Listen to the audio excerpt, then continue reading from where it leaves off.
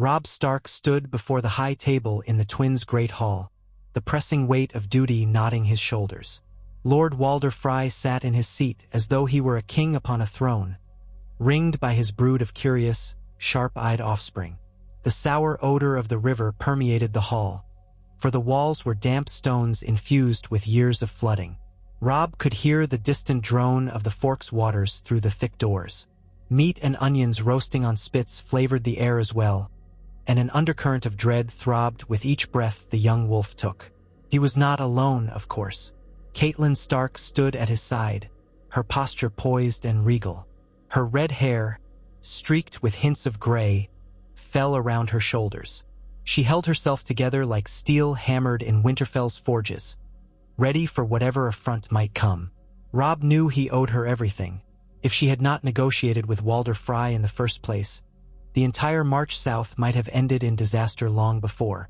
Now he'd come to make amends and rectify his mistake. He could almost hear his father's voice echoing through him, a reminder of honor, that a king's word meant something. Indeed, it must. His men loomed behind him, waiting to see how events would unfold. They were used to victories on the battlefield, but in the twins, battles came with a different sort of weapon: words, alliances, threats. They had learned bitter lessons about how quickly loyalties could shift in these uncertain times. If Robb failed here, their entire cause might wither. He needed the Freys, needed their crossing, needed the realm to know the North remained strong and would treat allies with respect. He looked to Grey Wind, his direwolf, who lay at his feet, ears perked, an embodiment of loyalty and silent strength. Walder Frey wore an expression of smug amusement, nearly drooling in anticipation of the retractions and reparations that Robb would have to offer.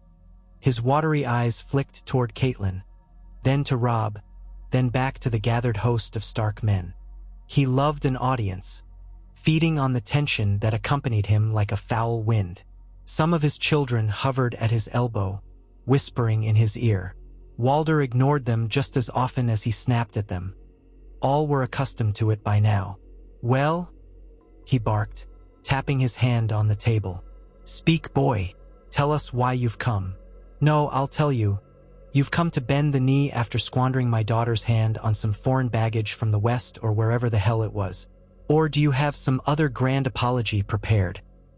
His voice crackled through the hall, and a spasm of embarrassment fought to climb into Robb's cheeks. He swallowed it down. He'd practiced this, prepared for it. His mother reminded him that this was the price of kingship, to endure humiliations for the good of the realm and your people, and above all, to keep your word if you possibly could. He closed his eyes briefly, inhaled, then spoke. "Lord Walder, it is true that I promised to wed one of your daughters, but in my folly I wed another. For that, I have come to offer the recompense you demanded. You've made your terms clear, and I mean to meet them, all of them, to show good faith. The North does not forget its debts, and I will not forget my oath." The tension in the room grew more electric than before. Some of Lord Walder's kin looked on with open-mouthed surprise. They had expected more defiance or some meager apology, certainly not a comprehensive acceptance of Walder's withering demands. Walder squinted at Robb, hooking his fingers across the table. "Do you plan to send your lovely bride away, then? Have you come to cast her aside in favor of mine?" Robb felt Talisa's absence keenly in that moment. He had left her north of the twins, along with a small retinue. She understood what was at stake, though the heartbreak of it lay like a bruise upon his soul. Catelyn had repeated it time and again. If you want the Freys to remain true allies, the old man must not be slighted. He demands an apology in a manner he deems fitting. Without the twins, the war becomes unwinnable. And that was the raw truth. They needed Walder Frey's cooperation more than ever. "Lord Walder," Robb said, voice measured, "I cannot set aside my marriage. I gave you my word once, and then I broke it. I know I have made a grievous error, and I know no apology can wholly erase that. However, I recall that your demands have gone beyond a mere wedding vow. I have come prepared to meet them with all the sincerity and humility my house can offer." Walder Frey sniffed loudly. "Words, words, words. You have the silver tongue of your mother, boy. Let's see if your pretty promises match the demands I laid out, especially the ones that truly matter." Catelyn took a small step forward, though her posture remained demure enough to suggest she did not wish to overshadow her son. "House Frey asked for several points of agreement," she said, her voice clear.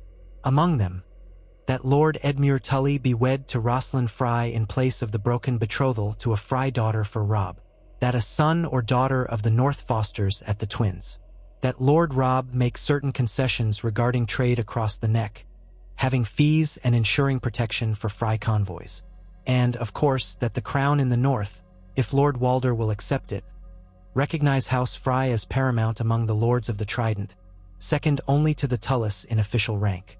At the mention of these demands, Lord Walder leaned back in his seat, a slow grin blooming on his mouth. He rapped his knuckles on the table once more, satisfied at the attention. "Yes, that is near enough, but do not forget my personal satisfaction. I want the boy king to kneel in front of everyone here and beg my forgiveness. With that, my precious daughter Rosalind shall have her wedding, and we shall feast to honor all these new terms. If you don't mind stooping to that, your grace." The last two words dripped with sarcasm. Robb let the silence settle. He cast a glance at the lords behind him. The Blackfish, Ser Brynden Tully, who showed no hint of fear but a deepening scowl of disapproval. Lord Roose Bolton, quiet as a shadow, unreadable as always, and a handful of others who seemed uncertain, shifting on their feet. A Stark was not made to kneel before the likes of Walder Frey. But then again, a king had certain responsibilities. Honor demanded sacrifice. He placed a hand on Grey Wind's neck and took 2 slow steps forward until he stood in full view of all the Freys. Then, letting out a long breath, he bent his knee. A hush fell. Even Lord Walder seemed surprised at how swiftly the act had been done, how little complaint or bartering had accompanied it. Robb bowed his head low and said, "Lord Walder Frey, on behalf of House Stark, House Tully, and on behalf of my kingdom, I beg your forgiveness. I broke faith with you, an honorable ally who gave me passage when I needed it most. I offended you by putting my heart before my duty. Now, I wish to make amends in earnest." He heard a few murmurs from the assembled watchers, Freykin whispering, or maybe some of his own men who disliked seeing their king bend so low. But they all understood the stakes.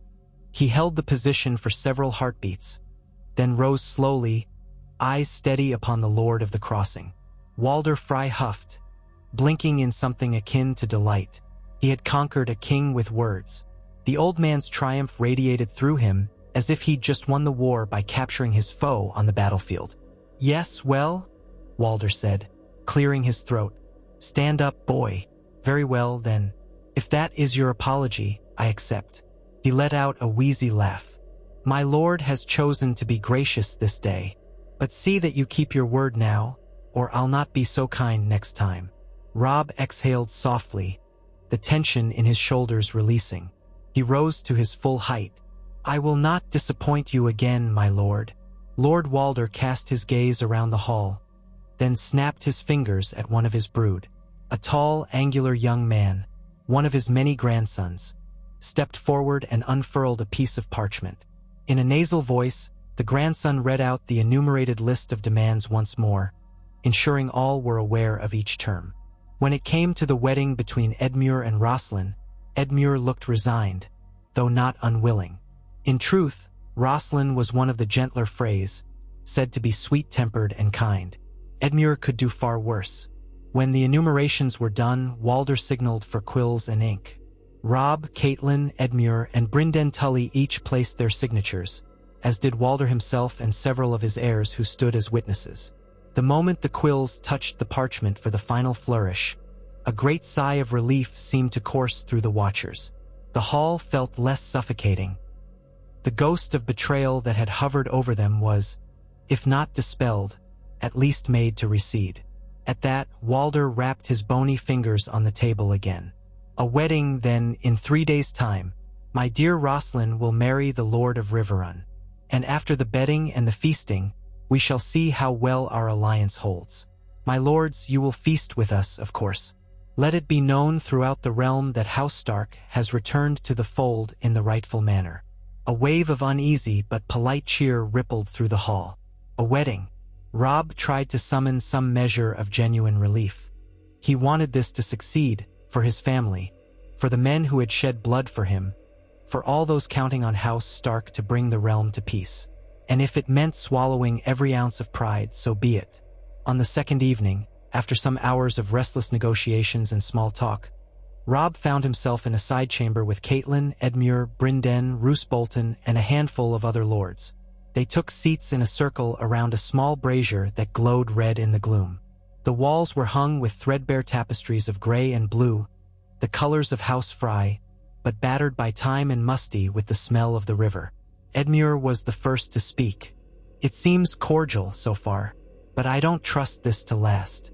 Walder Frey's pride was wounded badly. "Are you certain we should not just leave a skeleton force here and push on?" Robb rubbed the stubble on his chin, the shadow of a beard that had grown thicker in the weeks of campaigning. "We need more than just the crossing. If we're to break the Lannisters' hold to the south, we can't fight a war on multiple fronts. The Freys could hamper us terribly if we slight them again. They command not only the twins but also numerous outriders and enough men to threaten our supply lines. And beyond that, the realm is watching. We must show that we honor our pacts." Brynden Tully, called the Blackfish, folded his arms. "Lord Walder's presence is less worrying than some of the family around him. Don't forget that Roose Bolton has also been forging his own alliances. We can't fully trust anyone." Roose Bolton, pale eyes glinting in the firelight, offered a small, inscrutable smile. "My Lord Tully has a point, but I have no intention of betraying House Stark. My men stand ready to serve. I merely observe that House Frey is famously fickle. Thus, the more appeased they feel now, the safer our next movements will be." Catelyn cleared her throat. "All the same, we must remain vigilant. Your father, Robb, would not have turned his back on Walder Frey and his brood. He'd keep watch. So must we. But I am relieved that, for now, they've accepted your atonement." Robb nodded, letting the conversation go silent for a moment. Outside, he heard distant laughter from the courtyard. The Freys were indulging themselves in the promise of a grand wedding. Perhaps the sense of victory, having forced a king to kneel, sweetened their mood. "We shall remain vigilant," Robb said softly. "We have time enough to see the wedding done with. After that, we will move south with our united host. We'll keep some Frey forces in the vanguard to let them taste the cost of battle as well. If the Lannisters want to crush us, let them contend with the Frey's men too." There was a measure of grim satisfaction in the eyes of those gathered. Roose Bolton gave a shallow bow. "So be it." On the day of the wedding, clouds cloaked the sky in a milky gray, threatening rain but never quite delivering more than a faint drizzle. The ceremony was to take place in the main hall, cleared of the usual long tables so that the entire household, plus lords and ladies of the north, could witness. Musicians tuned their viols and pipes, the plucking of strings echoing along the cold stone. The dais was set with chairs for the highborn watchers, Lord Walder in the center, with Catelyn and Robb on either side. Edmure stood near the front with Roslyn, who looked every inch the frightened but hopeful bride, draped in a delicate pale blue gown that shimmered in the torchlight. Edmure fussed with his doublet, smoothing out invisible creases. He was a proud man of Riverrun, but the weight of his captivity during the early stages of the war still lingered in his eyes. Now he was forging a new bond to secure the family's alliance with House Frey. He stole a quick glance at Roslyn, who offered a faint, tremulous smile. In that moment, perhaps, Edmure's shoulders eased, a certain gentleness emerging. The Septon, an elderly, stooped man with a shaky voice, led the ceremony. A hush fell among the watchers. A sea of Frey faces watched from one side, Stark and Tully men from the other. The presence of Roose Bolton and the Great John added to the sense of hush and tension. The words were spoken. Edmure and Roslyn pledged themselves to each other before the Seven, though many in the north found that faith foreign. Still, for the sake of the alliance, they watched with respect. After the final pronouncement, applause rippled through the hall, somewhat forced but not altogether unkind. Walder Frey clapped with an air of smugness, as though congratulating himself for orchestrating the entire spectacle. Then came the feast. Long tables groaned under the weight of roasted duck, river trout stuffed with herbs, and greasy mutton stews. Casks of ale and wine were lined up against the walls, served by a small army of Frey grandchildren. The hall echoed with conversation, laughter, and the squeals of Walder's younger brood. The great John guffawed raucously, pounding his fists on the table. Others joined him in toasts to House Tully, House Frey, and House Stark. Robb's table was at the dais, side by side with Lord Walder and Rosslyn and Edmure. While the newlyweds conversed softly, Walder Frey took every opportunity to gloat. "Well, your grace, I do hope you're satisfied. You have your crossing, and I have my daughter wed to a lord. A fair exchange, wouldn't you say?" He smiled thinly, half his teeth missing. Robb returned the courtesy, refusing to let Walder's behavior nettle him. "It's a good match, my lord. Edmure is the lord of Riverrun, and your daughter is a lovely bride. I trust their union will be fruitful for the Riverlands." Walder sniffed. Yes, and your mother. She sits there so solemnly. Care for more wine, Lady Catelyn? Or is she worried about the next scheme that old Tywin might set in motion? Ha! Catelyn wore an expression of mild politeness. "A little worry is wise in these times, my lord. We can't pretend the war has ended simply because a wedding's been made." Walder's grin was wolfish in its own way. To be sure. And in that spirit, perhaps we'll see the young wolf actually bite the lion's head off. He cackled, leaning away to beckon another pitcher of wine. The old man had a bottomless appetite for such theatrics. Music soon played in earnest.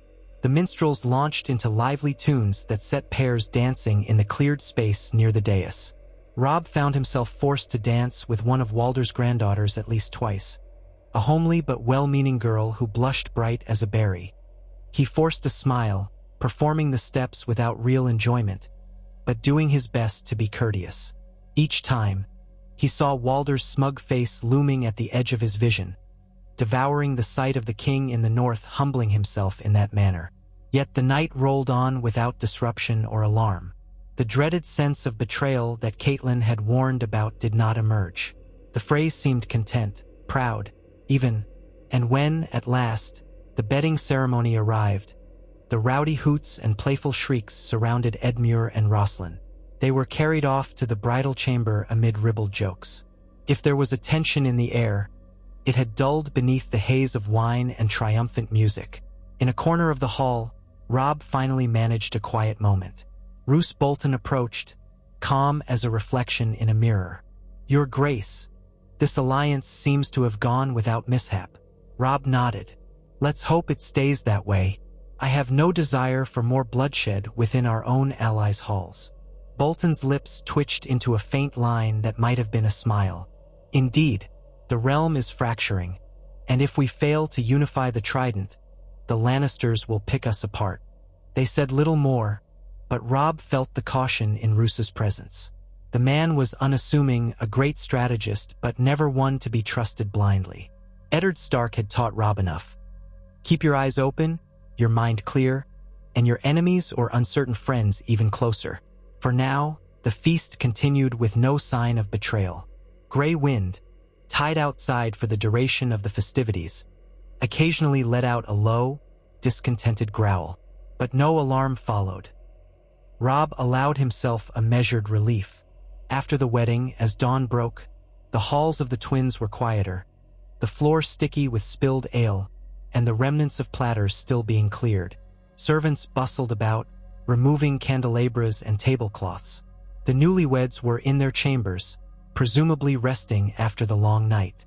Robb stood on a balcony overlooking the courtyards, gray wind at his side, while the early morning sun bathed the fortress in cool light. He considered the significance of what had transpired. He had found a way, at great personal cost, to keep House Frey in the fold. Now that the wedding was done, Walder Frey would expect further courtesy. But Robb knew the next move was to march south again, to meet the Lannisters' threat near Harrenhal or beyond. Lord Walder had proven in negotiations to be a veritable leech, extracting as many concessions as he could. But at least there was no talk of outright enmity. Robb's vow, kneeling in front of the entire Frey family, had been the spectacle the old man craved. It would placate him for now. He gazed at the river below. Rivulets of morning mist curled off the waters. His mother's voice reached him before she joined him on the balcony. "It was wise of you to concede to Lord Walder's demands," she said. "He is vain, but once satisfied, I believe he'll hold to the pact. He knows that if we defeat the Lannisters, he stands to gain more than if he turned cloak and gambled on Tywin's favor." Robb turned to her. "What do you think father would have done?" Catelyn paused, eyes distant for a moment. "Your father would have kept his word in the first place," she said gently, not unkindly. "But once such a breach had happened, yes, I think he would have done exactly as you have. The North needs to survive this war, and for that we must sometimes swallow our pride." Robb nodded. He thought of Talisa, waiting for him beyond these walls. He had not repudiated her, but in the eyes of many, his marriage to her stood as a breach of duty, a romantic impulse that had nearly cost them everything. Yet he could not regret it entirely, for he loved her. Perhaps in time the realm would accept it, but for now the Freys at least had the Tully connection they wanted through Edmure. "Then we march soon, mother," he said. "We must retake the advantage in the field. Every day we linger is another day the Lannisters can maneuver." She agreed. Together, they moved to discuss logistics and supplies, the dawn gilding the parapets and the slow swirl of water below. The uneasy alliance with House Frey was now sealed in ink and blood. No turning back. By midday, Edmure emerged from his bridal chambers.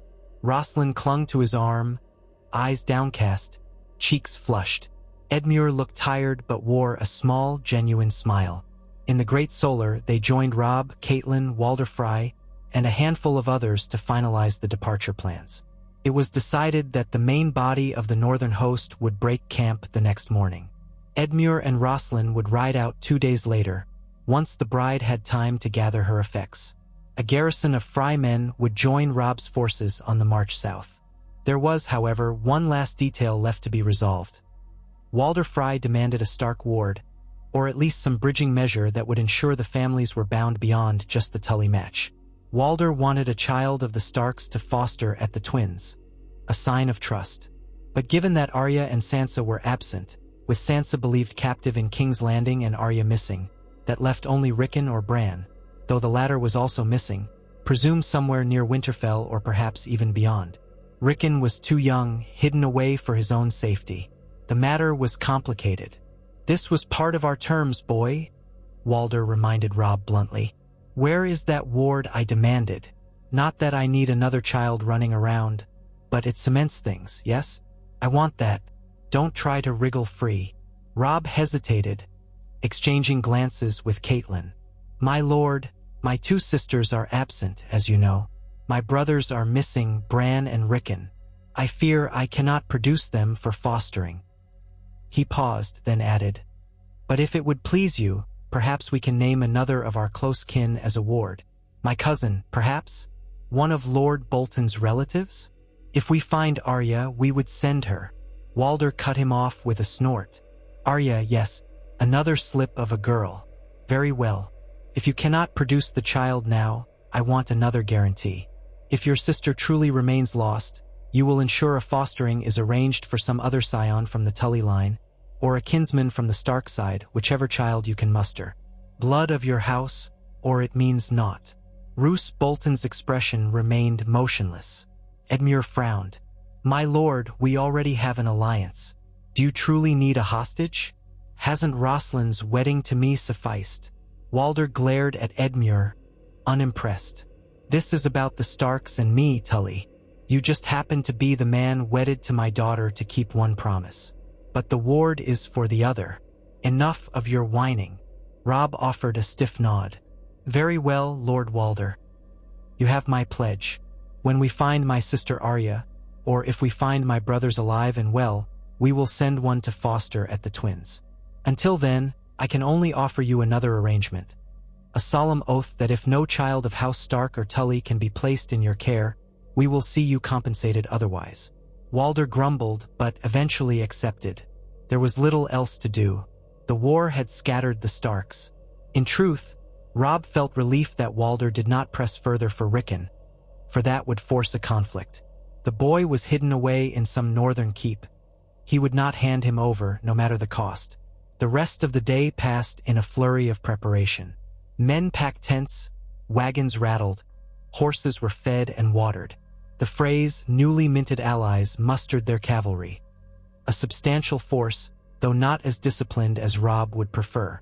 They would ride under the Frey banner, a pair of blue towers, alongside the direwolf of House Stark and the Tully Trout. That evening, Robb paid a final call on Lord Walder in the old man's audience chamber. Walder lounged in his high-backed seat, gazing down from a small dais. Candlelight played on the wrinkles of his face, intensifying the shadows. "Is that everything you came to say, boy?" Walder asked curtly once Robb had explained that they would depart at first light. "There is one more thing," Robb said. "Thank you for your hospitality, for your forgiveness. I meant what I said. I am truly sorry to have broken my vow to your house. I hope that, through Edmure and Roslin, we can stand together now." Walder let out a sharp cackle. "Oh, so serious. You sound like your father in your best moments. Let me warn you, boy, you'll find no quarter with the Lannisters.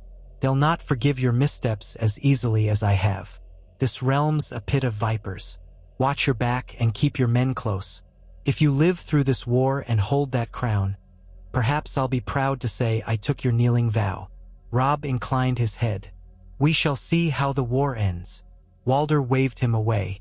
The next morning, the gates of the twins opened, and the young wolf led his host southward, accompanied by several hundred Frey riders. For many days, the combined army moved through the riverlands. The weather turned bleak, with cold drizzle and muddy roads hampering travel. Yet morale held steady, thanks to the knowledge that they had secured Walder Frey's cooperation rather than his betrayal. Sentries were posted carefully at night, though for Robb had learned not to trust any alliance too far.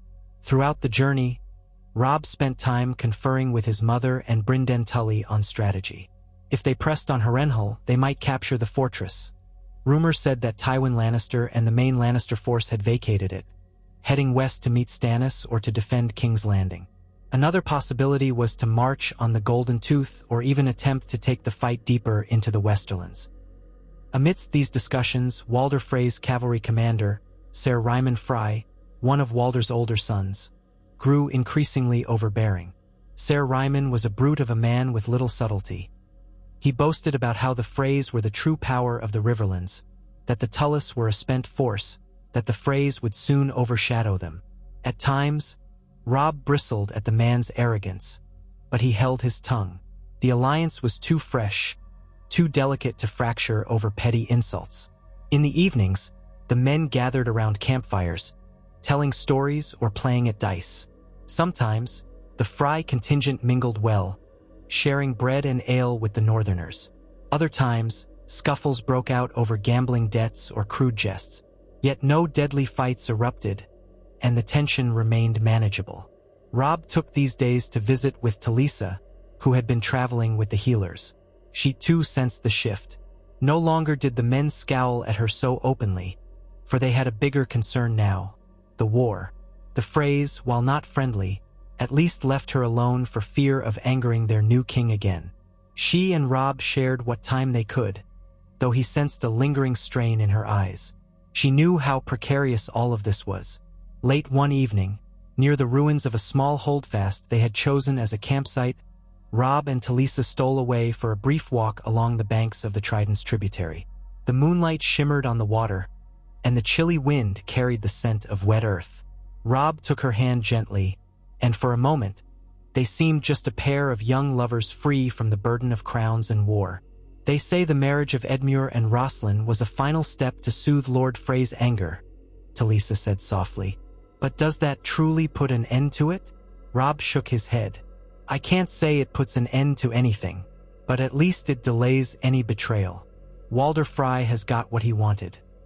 Kneeling from a king, a wedding to a Tully, and recognition as a power in the Trident.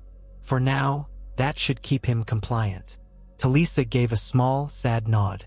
I'm relieved, I suppose. You've taken a great risk. But you saved thousands of lives by preventing the kind of treachery that might have happened otherwise. She lowered her gaze. And you didn't have to cast me aside.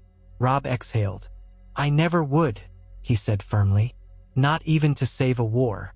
But I was prepared to face whatever consequences my vow-breaking brought. He reached out to tuck a stray lock of her hair behind her ear.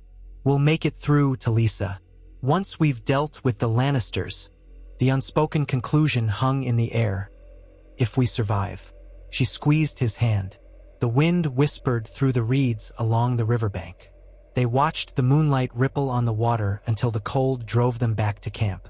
2 weeks on, they received word from their outriders that Harrenhal lay lightly garrisoned. The Lannister host under Gregor Clegane had left some days prior, heading east. The monstrous fortress was thus ripe for capture. Robb's advisors met in a large campaign tent to plot.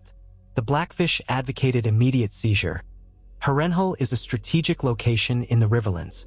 Holding it gives us a vantage over the surrounding territory, as well as a formidable defense. Roose Bolton, leaning over the map, tapped a pale finger against the roads drawn in charcoal. Agreed.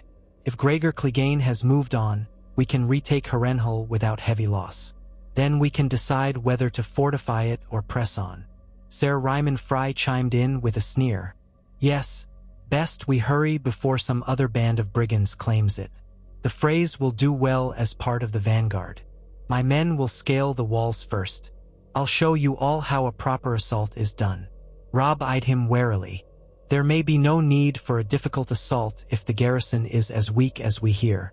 We might take them by surprise or negotiate a surrender. I'd rather not lose men unnecessarily. He wanted to keep as many of his own soldiers alive as possible, but if the Freys wanted to lead the charge to show their prowess, perhaps letting them do so was wise. They had demanded a share in the glory. Ryman scoffed. Negotiate with Lannister holdouts? You might as well hand them a golden chalice and invite them to piss in it. He glared around the table, landing on Robb. But as you say, Your Grace, you're the commander. If you want to coddle them, we'll do it your way. Robb forced a polite smile, ignoring the barb. We'll see when we arrive. For now, we march at dawn. When they came within sight of Harrenhal's twisted towers, the sky was overcast, a dull gray that matched the fortress's shattered silhouette. Walls melted by dragonfire centuries past loomed over the dismal moat and courtyards. The drawbridge was raised, but no throng of defenders lined the battlements, just a few archers. Robb's outriders reported that the garrison was meager, maybe a few hundred men at most, battered and weary from the war.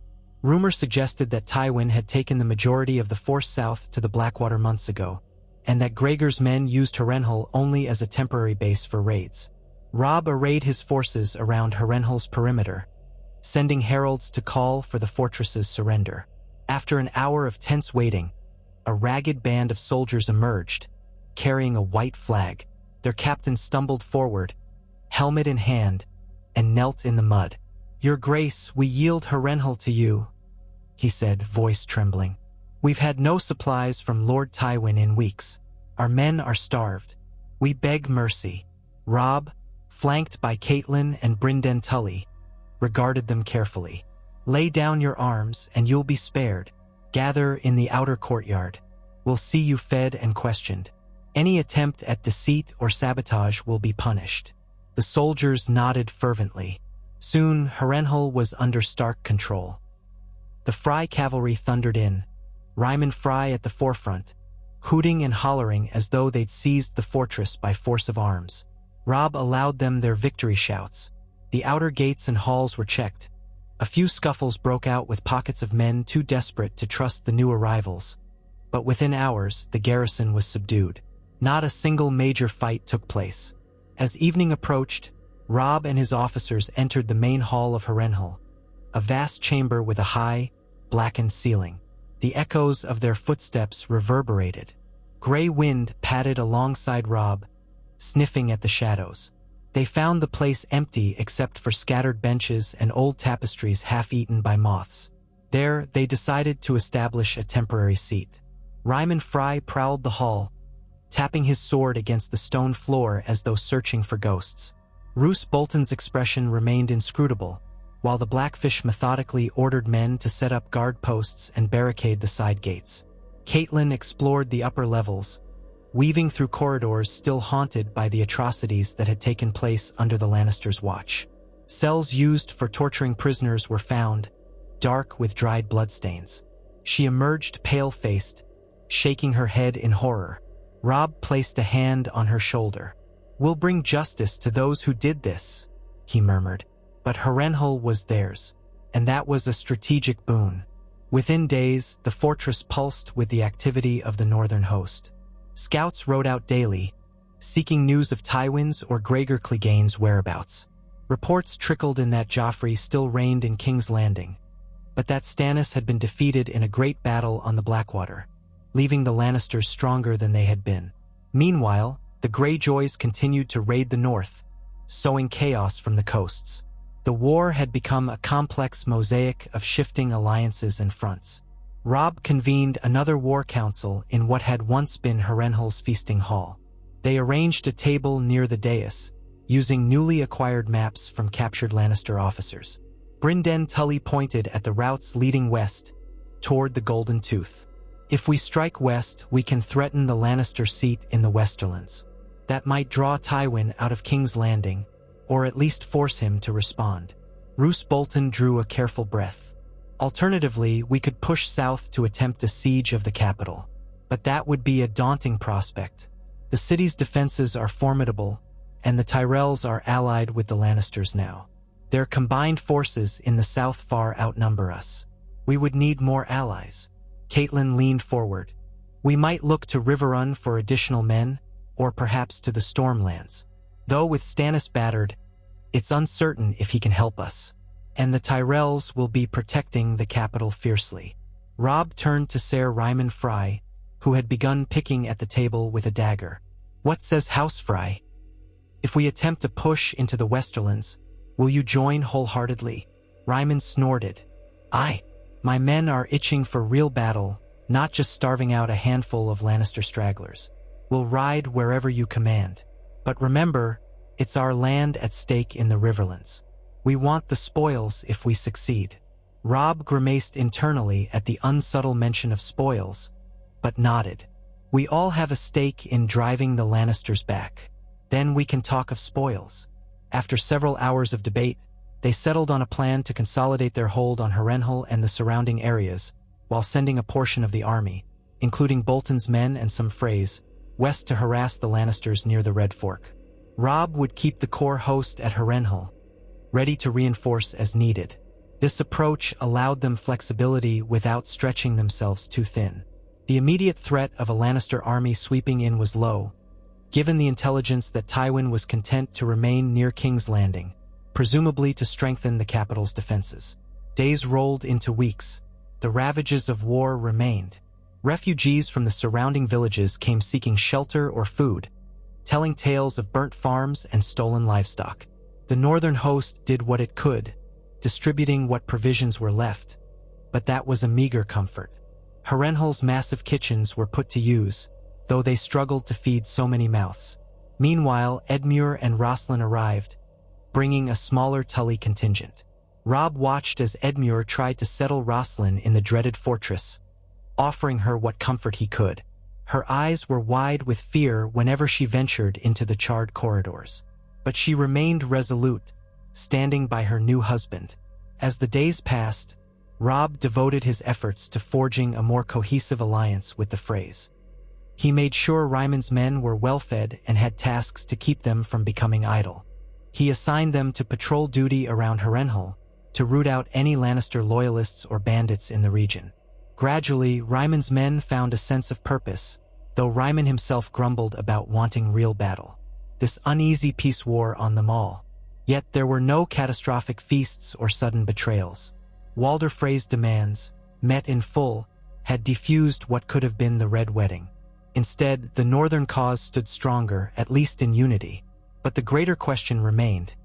Could they outmaneuver Tywin Lannister and the Tyrell alliance?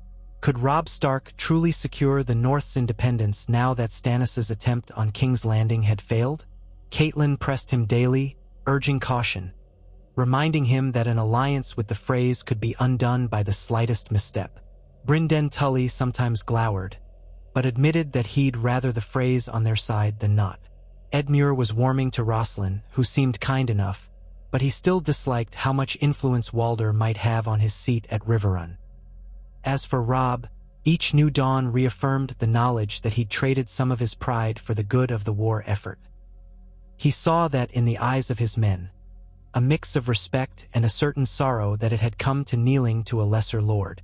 But they also recognized that living kings can still lead, while dead kings, like those who might have fallen to treachery, cannot. One afternoon, word came from Roose Bolton's outriders. A Lannister detachment had been sighted near the God's Eye, apparently pillaging villages and searching for the king in the north. They seemed to be around 1,000 strong. Robb wasted no time. He assembled a force of cavalry, comprised of some of his best men, along with a contingent of Freys led by Ser Ryman, and set out in pursuit. For 2 days, they followed the Lannister tracks through the rolling hills and wooded glens. They found burnt farmsteads, scattered remains of livestock, and terrified peasants. Finally, near a shallow crossing of the God's Eye's southwestern edge, the outriders signaled that the Lannisters were encamped in a meadow beyond the treeline. Robb prepared his men for an ambush at dusk. The plan was straightforward: a surprise cavalry charge to break the Lannister lines, with archers on the flanks to prevent them from escaping. Ser Ryman fretted about letting the Lannisters form up first. He wanted to charge immediately, but Robb's battlefield instincts prevailed. He insisted they strike when darkness had just begun to settle, forcing confusion on the Lannister ranks. The moment arrived. Under the cover of twilight, the northern cavalry fanned out. Robb rode at the head, Grey Wind loping beside him until they were close enough that the dire wolf darted off to sow terror among unsuspecting sentries. Then, with a single war horn blast, Robb bellowed, "For the north!" and spurred his horse forward. The thunder of hooves erupted through the gloom. The Lannisters, caught unawares, scrambled to form up. Their sentries barely had time to shout. Robb's men barreled into the camp, toppling tents, trampling. Bedrolls. Swords flashed in the flickering torchlight. Men screamed and fell. Then Ser Ryman's Frey cavalry surged in from the flank, howling victory cries. Lannister soldiers tried to rally around their banner, but the impetus of the charge shattered their cohesion. Soon, the meadow was a chaos of swirling steel, screaming horses, and cries of war.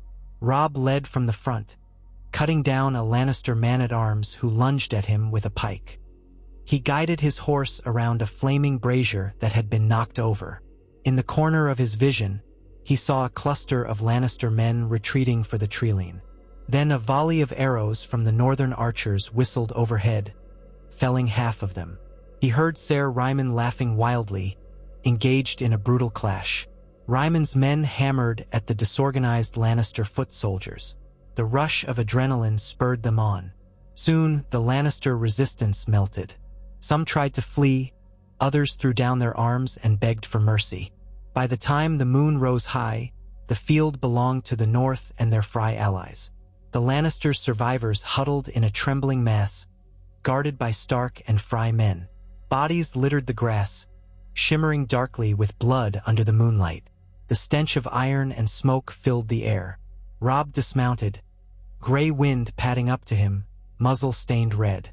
"Good boy," Robb murmured, stroking the direwolf's neck. Then he looked to his men, ensuring they were in control and not wantonly slaughtering prisoners. Ryman Frey approached, face flushed. "We showed them," he crowed. "The Freys are unstoppable." A cut on his arm bled, but he hardly seemed to notice in his exhilaration. "Let's hang the lot. Show the Lannisters what it means to scorn the twins." Robb frowned. "We'll question them first. The Lannisters have information about their main host. After that, they'll be ransomed or held." Ryman spat on the ground. Ransom them, feed them. You're too soft, Stark. If I had my way, we'd— Enough, Robb said, a quiet steel in his voice. He was in no mood for petty bloodlust. They yield, they live. That is the custom of war, so long as they do not betray guest right or attempt further hostilities. Ser Ryman glared, but eventually shrugged, stepping back. Robb signaled his men to gather the prisoners properly, set watchers over them, and prepare to march them back to Harrenhal come morning. Thus, a victory was won. Another small step in a war that seemed endless. Yet no matter how small, each victory fed morale. The men, even the Freys, recognized that under Robb Stark's command, the northern host remained formidable. That night, they camped among the wreckage of the Lannister encampment, stacking up the bodies for a mass pyre. Grey wind prowled the perimeter while the men huddled around fires for warmth. Some sang war ballads. Others simply sat in weary silence, wishing for home. In the quiet hours after midnight, Robb stared into the flames of a campfire, letting images from the battle churn in his mind. He wondered if 1,000 more such skirmishes would be needed to break the Lannisters' hold on the realm. He found himself recalling his father's face, hearing his words. A lord must protect his people. That was why they fought, after all. Not just for the crown in the north, but for justice for Ned Stark's murder, for the safety of Winterfell, and for the freedom of the north from subjugation. He took a long breath. The memory of kneeling to Walder Frey returned unbidden, swirling with the images of men kneeling as prisoners tonight. His father would say that a measure of humility in the service of a righteous cause was no shame at all. If that was so, then Robb felt a grim acceptance. He would do what needed to be done, and if in the end it meant the north stood free, he would bear the cost. They returned to Harrenhal with their prisoners in tow, only to discover new tidings. The Greyjoys had sacked parts of the north, including Winterfell. Word was that Theon Greyjoy had betrayed Robb, capturing the castle. Then, soon after, some unknown fate had befallen him. Rumors swirled that Ramsay Snow, Roose Bolton's bastard, had recaptured Winterfell, but that the castle was burned. Bran and Rickon were feared dead. The news fell like a hammer blow on Robb. Catelyn's face paled when she heard. "My boys," she whispered, eyes bright with unshed tears.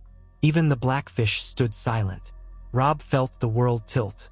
So many tragedies. War demanded sacrifice, but to hear that his home, the seat of House Stark, had fallen and possibly his brothers murdered, it ripped at him. Talisa tried to comfort him, but he felt numb, his rage simmering beneath the surface. In his grief, Robb called another council, uncertain how to proceed. "We must retake the north," he said fiercely. "I cannot let these Greyjoys run rampant. They betrayed me. I gave Theon my trust." His mother's voice trembled with sorrow, but she tried to be level-headed. "We cannot spread ourselves too thin. If we march the bulk of our army back to the north, we lose our hold in the Riverlands and open ourselves to a Lannister counterattack. Not to mention, we have an alliance with the Freys to maintain here." Roose Bolton stepped forward, calm as ever. "Your Grace, I have men in the Dreadfort. My bastard is rumored to have struck at Winterfell already. He can push out the remaining Ironborn while we remain here, or possibly we can dispatch a smaller force north to bolster him. Meanwhile, you keep your focus on the Lannisters. Once we achieve a favorable position here, we can return to the north in strength." Robb glowered. It felt wrong not to ride immediately to Winterfell's defense. But war's demands are seldom sentimental. "Very well," he said at last. "Send word to the Dreadfort. Have Ramsay Snow drive out the remaining Ironborn. If my brothers yet live, we must find them. Once we secure them, we'll avenge Winterfell properly." Catelyn sighed, relief mingling with sadness. Brynden Tully folded his arms, nodding. The strategy made sense, but it felt like a piece of Robb's heart was being torn away. Still, he tried to remain the king his men needed. Fall slipped into an early winter in the Riverlands, though true winter was still a rumor from the far north. Frost rimed the edges of Harrenhal's broken towers. Supplies began to run low. Skirmishes with Lannister raiders continued off and on. Rime and Frey grew restless, ever complaining that they had not advanced westward. Robb wrote to Walder Frey, urging him to send more provisions or to open trade routes. Walder's reply was laced with sarcasm. "Are we your quartermasters now? We've done our share. If you need more, raid the Lannisters." Yet some supplies arrived, so it seemed Walder remained half-committed, enough to keep them afloat. More men trickled in from the north, seeking the king in the North's banner after escaping Ironborn raids. With them came disheartening stories of devastation across the neck and the coasts. Robb's anger at the Greyjoys smoldered, but there was little he could do for now. He had to trust Roose Bolton's bastard to handle the matter, a notion that set him on edge, given how little he knew of Ramsay's true character. On a late afternoon, as gray clouds threatened snow, Robb paced the ramparts of Harrenhal, gazing out over the watery plains. Talisa came up beside him, pulling her cloak tight. "You need rest," she said softly. "You haven't slept more than a few hours in days." He shook his head, leaning on the crumbling parapet. "How can I rest when my home is burned, my brothers missing or dead, my father avenged or not?" He sighed. "The war drags on, and I wonder if we'll ever see peace." I knelt to Walder Frey, and for what? We gained a crossing, an alliance, but each day reveals new horrors. You did what you had to," Talisa interrupted gently, touching his arm. "Every choice in war has a cost. The Freys are at least not turning on us. Imagine if they had." Robb closed his eyes. That was a darkness he didn't want to dwell on. The red wedding that might have been haunted him in flickers of imagination. If Walder Frey's wounded pride had driven him to orchestrate a slaughter under guest right, the devastation would have been unimaginable. A cold shudder ran through him. Perhaps it was better to endure humiliation if it kept his men alive. He opened his eyes to see the broad horizon. A flock of crows wheeled overhead, black shapes against the gray sky. "You're right," he said quietly. "One day, if I can bring peace to the north, perhaps my father's spirit will rest easy." Talisa smiled softly. "Until then, you have me, and your men who trust you. Don't forget that." "I won't," he whispered. He put an arm around her shoulder, and for a moment, they stood in silence, feeling the bite of the cold wind. In the distance, the river hissed along the base of Harrenhal's broken walls, a reminder of the ephemeral nature of even the grandest fortress. Nothing lasts forever, but while they stood, the young wolf and his queen from Volantis, the future was still being carved out with each decision they made. It was deep in the night when horns sounded from the eastern watchtowers. Robb jolted awake in his chambers, adrenaline flooding him at once. He quickly donned a cloak, grabbed his sword, and dashed out. The corridors of Harrenhal were alive with movement, soldiers emerging from the gloom, torches flaring. He made his way to the ramparts, gray wind at his side, where he found Caitlin, Brynden Tully, and a cluster of watchmen peering into the darkness. "What is it?" Robb demanded. The watch captain pointed. "Riders, my lord. A large group approaching from the east, flying no banners. We can't tell if they're friend or foe." Robb strained to see beyond the flickering torches. Slowly, shapes resolved in the moonlight, figures on horseback. His heart pounded. Could this be Lannisters? Or outlaws? Or some new ally? A herald's voice called from the base of the walls. "Open the gates! We bear tidings from the north, from the Dreadfort." Caitlin gasped. "Bolton's men," she said, relief and apprehension mixing in her tone. Robb signaled, "Let them in." Moments later, the portcullis rose, and the column of riders clattered into Harrenhal's courtyard. At their head rode a lean, pale man wearing the flayed man sigil of House Bolton. Robb descended to meet them, torchlight flickering on the wet cobblestones. "Your Grace," said the man, dismounting. He bowed, glancing warily at Grey Wind. "I bring a message from Ramsay Snow. The Ironborn have been driven from the north. Winterfell is in ruins, but it's ours again." Robb's breath caught. "And my brothers?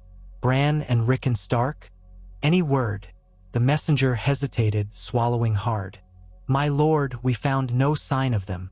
Many corpses in the aftermath, but none we could confirm as the Stark boys. Some say they were slain and burned, but we found no proof.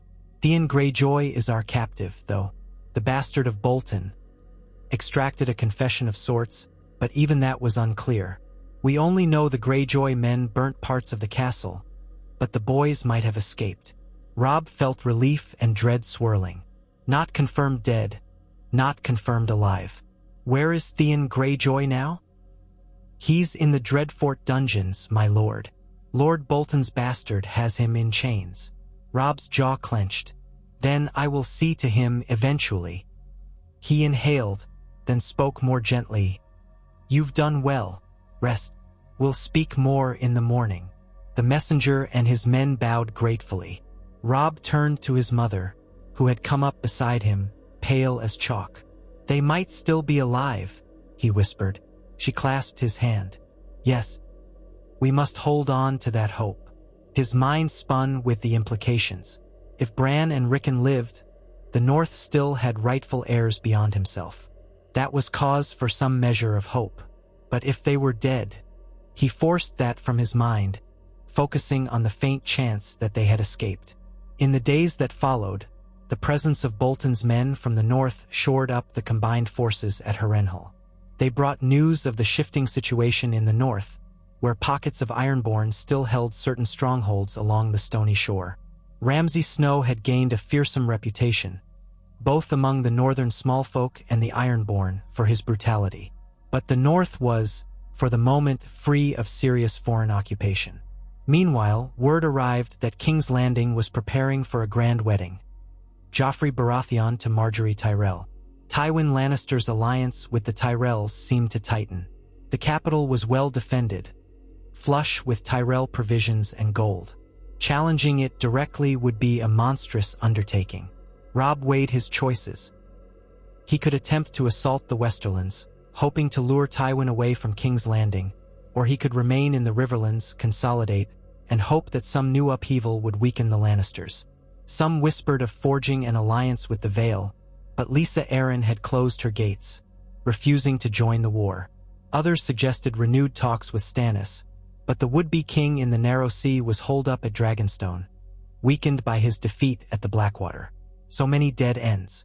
In council, Edmure Tully urged an aggressive push into the Westerlands.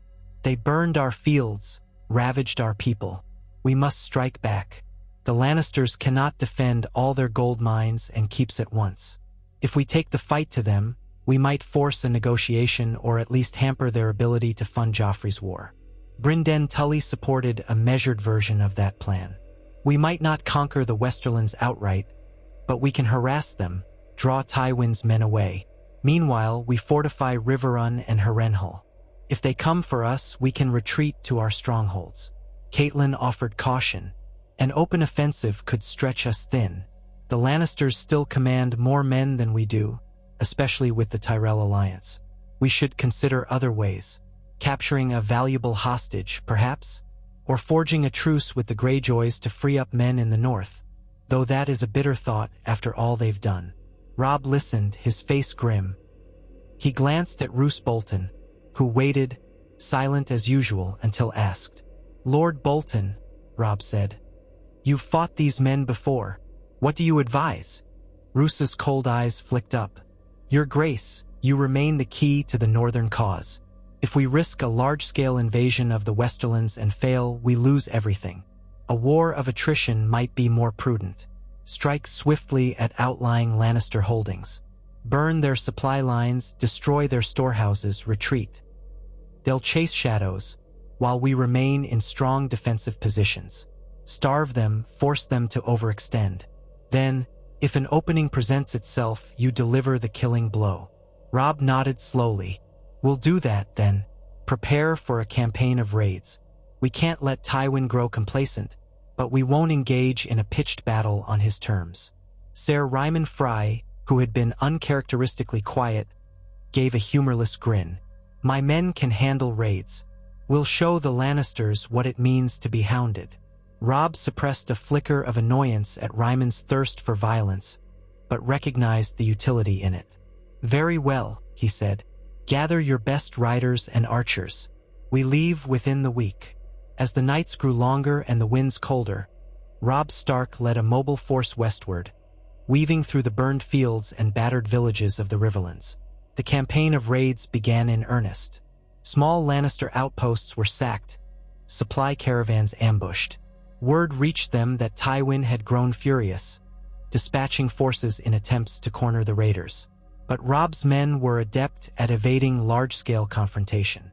The Frey cavalry, eager to prove themselves, rode as the vanguard, guided by northern scouts. For a time, they actually cooperated well, though Rymon's men occasionally left more devastation than Robb preferred. Piles of charred bodies, mutilations that had no place in an honorable war. He scolded Rymon, but the man only shrugged. Outside the small fortress of Ashmark in the Westerlands, Robb's scouts spotted a Lannister force of around 3,000 men. Robb's total raiding party was smaller, around 2,000, though well-trained. He decided on a night attack using the advantage of surprise once more. Catelyn had insisted on remaining at Harrenhal, so only his immediate guards and some lords like Rymon Frey, the Blackfish, and others accompanied him. They struck swiftly, employing the same tactic that had worked near the God's Eye. Under the cover of darkness, the northern horsemen burst into the Lannister camp. Slashing swords, braying horses, the clang of steel rang in the frigid air. Fires ignited. Men screamed. The Lannisters, though more numerous, were taken off guard, and confusion spread. Robb's riders cut down the first lines of defenders, forcing the rest to pull back in disarray. But the Lannisters regrouped faster than expected this time, forming a shield wall near the center of the camp. Their commander, a seasoned knight, rallied them. Arrows flew from both sides. The fighting became intense around the camp's heart. Robb, leading a charge, found himself momentarily surrounded by a cluster of spearmen. Grey wind sprang among them, tearing at a man's throat, while Robb slashed with his sword. The ring broke, and he spurred his horse onward.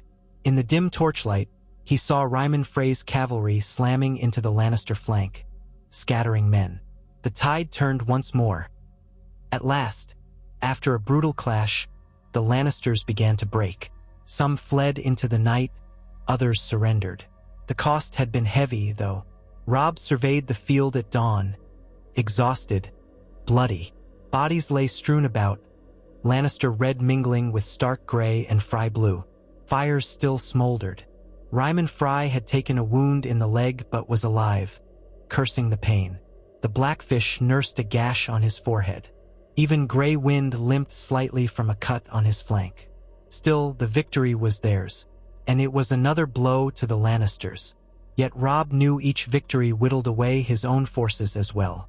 He could not afford indefinite warfare. Eventually, Tywin would muster an overwhelming response.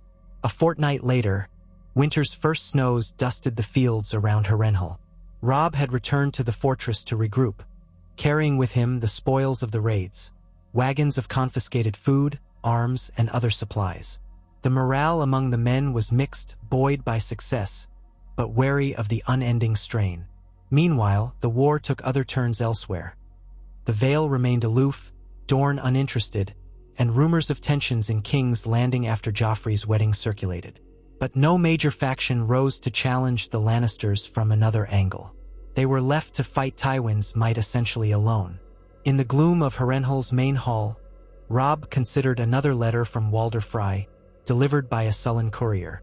The old man demanded more official recognition. He wanted to be named Guardian of the Crossing by royal decree, a fancy title to solidify his hold. He also demanded certain trade privileges and threatened to withdraw some of his men if not appeased. Robb read the letter and sighed, passing it to Catelyn. Is there no end to his demands? She read it, lips thinning. We must appease him again, or risk losing the Frey cavalry. But we can't keep bowing to every whim. He might begin to see that we are desperate. Robb rubbed the back of his neck. We are desperate, in truth, but perhaps we can craft a formal edict that grants him a title short of what he wants.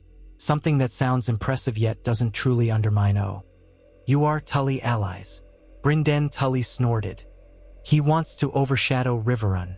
We cannot allow that. We should carefully word it.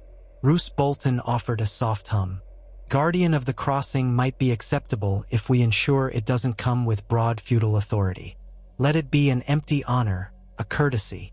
Nodding, Robb resolved to pen a carefully phrased decree, awarding Walder Frey the style Guardian of the Crossing, guaranteeing certain trade rights, but limiting them to the environs of the twins.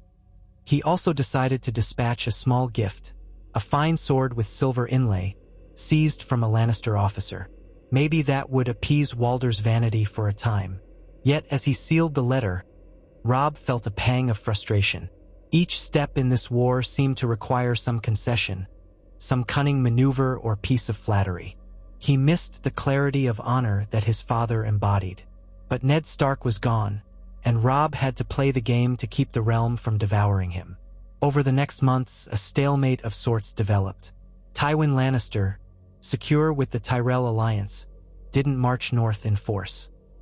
He was content to let the riverlands burn slowly, counting on the Northmen to wear themselves down far from home.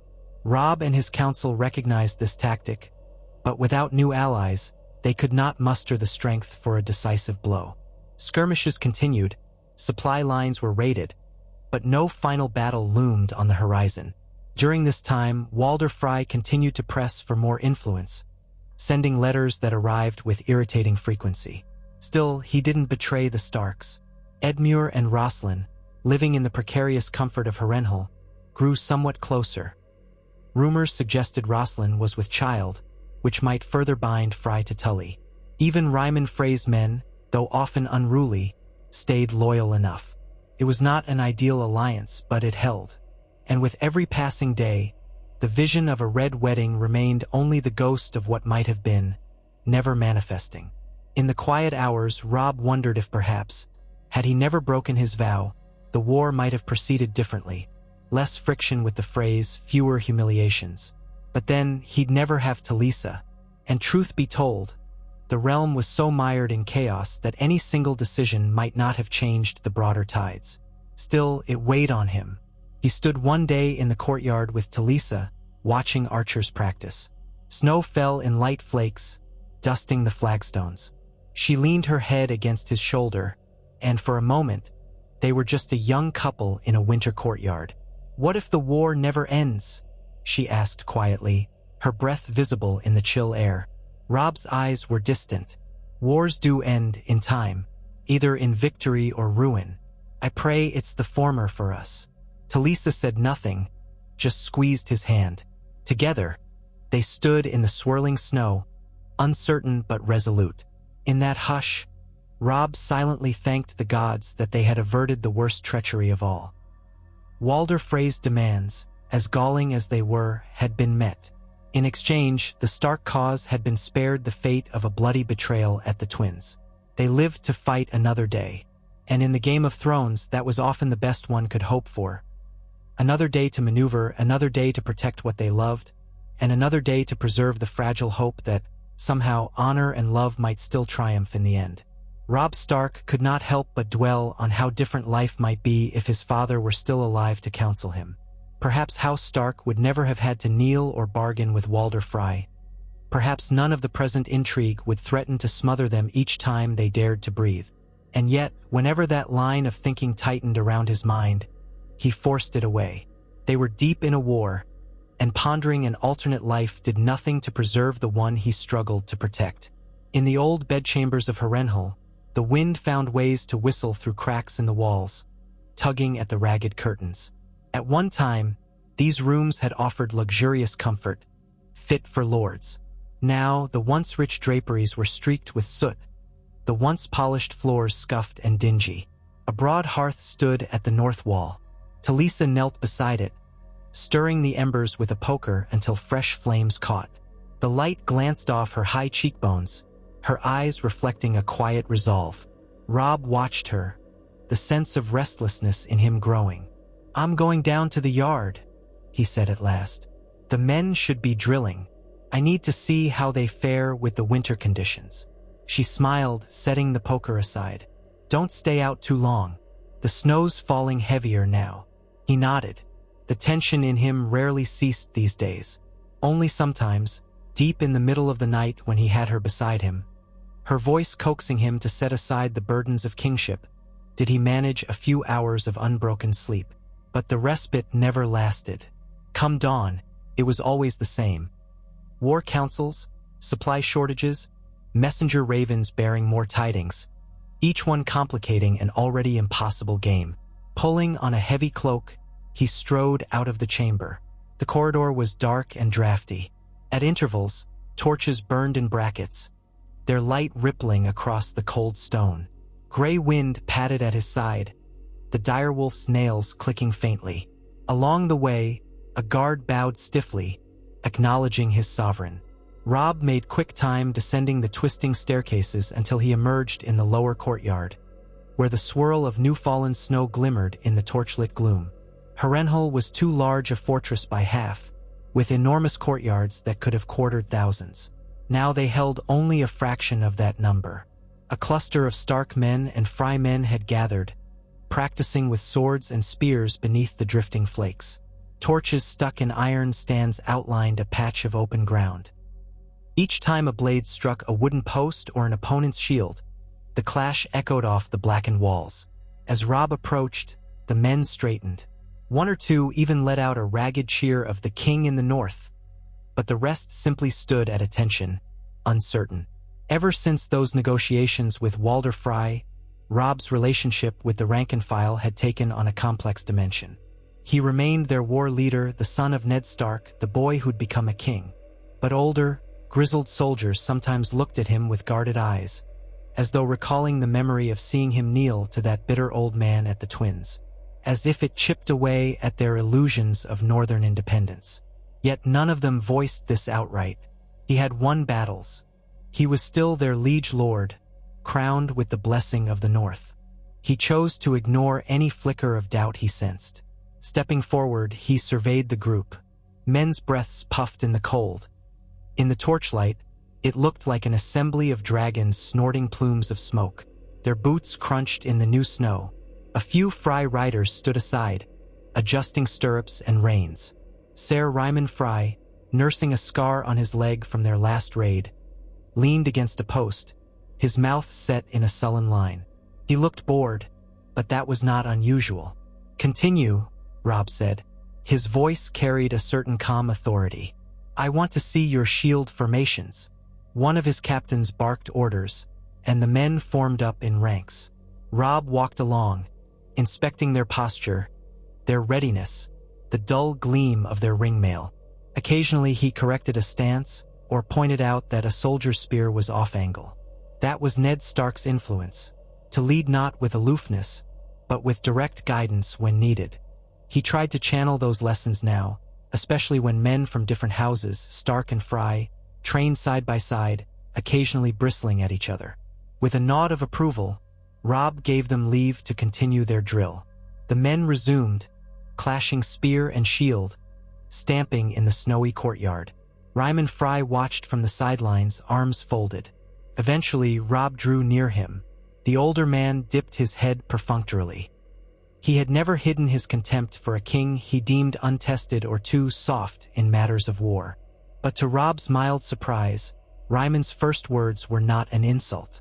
"You lead well enough," Ryman observed, though his tone wasn't entirely complimentary. "I've seen lesser lords run their men ragged without teaching them a single new skill. Here, they at least learn something." "They need discipline," Robb replied quietly, watching two men exchange thrusts. "Winter's upon us, the roads will grow worse, and Tywin will be looking for any sign of weakness." Ryman exhaled, his breath a white cloud. "Tywin's not the only threat," he muttered. "Every day in these cursed halls, I half expect a band of outlaws or sellswords to swarm in, or else some new monstrous contrivance from King's Landing. Their gold can buy them any sellsword company in Essos, if they so choose." Robb gave a nod, acknowledging the truth in that. "We must remain vigilant. We can't lower our guard, no matter how quiet the front seems." Ryman snorted. "Quiet? You call these endless raids and skirmishes quiet? A man can't even enjoy a cup of hot wine without hearing about the next clash down the road. Still, he added, as though reluctant to give credit, your forays west have bled the Lannisters, so there's that. It was about as close to a compliment as Ryman ever gave. Robb nodded again, turning to watch a new exercise as the men formed a circular defense, bristling with spears. One soldier slipped on a patch of ice, causing a snicker in the ranks, but the officer in charge quickly whipped them back to focus. Robb was about to respond when a new figure approached, breathless, practically skidding on the frozen ground. It was one of Lord Bolton's men, pale-faced, wearing the flayed man's sigil on his cloak. He ducked his head in a swift bow. Your Grace, a rider from Riverrun arrived with urgent tidings. Lady Catelyn requests your presence in the Great Hall. Robb's pulse quickened. He threw Ryman Frey a brief glance, then turned toward the fortress, beckoning Grey Wind to follow. In a few strides, he cut across the courtyard, flanked by Bolton's soldier. Behind him, the training men parted ways, letting the king in the north pass. The wind picked up, swirling fresh snow into the air. Inside the shadowy corridors, torches flickered ominously, and the hush of Harrenhal's great echoing passages pressed upon Robb. The messenger from Riverrun, perhaps new developments with Edmure and Rosslyn, or some threat from the direction of the Westerlands. Over the past weeks, Edmure had occasionally traveled to his seat, ensuring the supply lines to Harrenhal were maintained and that the small folk of the Riverlands had some semblance of leadership. Rosslyn stayed behind at Harrenhal most of the time, as traveling in winter was not ideal for a lady rumored to be with child. Robb quickened his steps, unconsciously bracing himself for grim news. When he entered the Great Hall, it took a moment for his eyes to adjust to the dim light. A large fire roared in the central hearth, casting dancing shadows across the blackened walls. Several figures had gathered near a battered wooden table. Catelyn Stark, Brynden Tully, Roose Bolton, and a small knot of guards. Beside them stood a cloaked man, presumably the rider from Riverrun.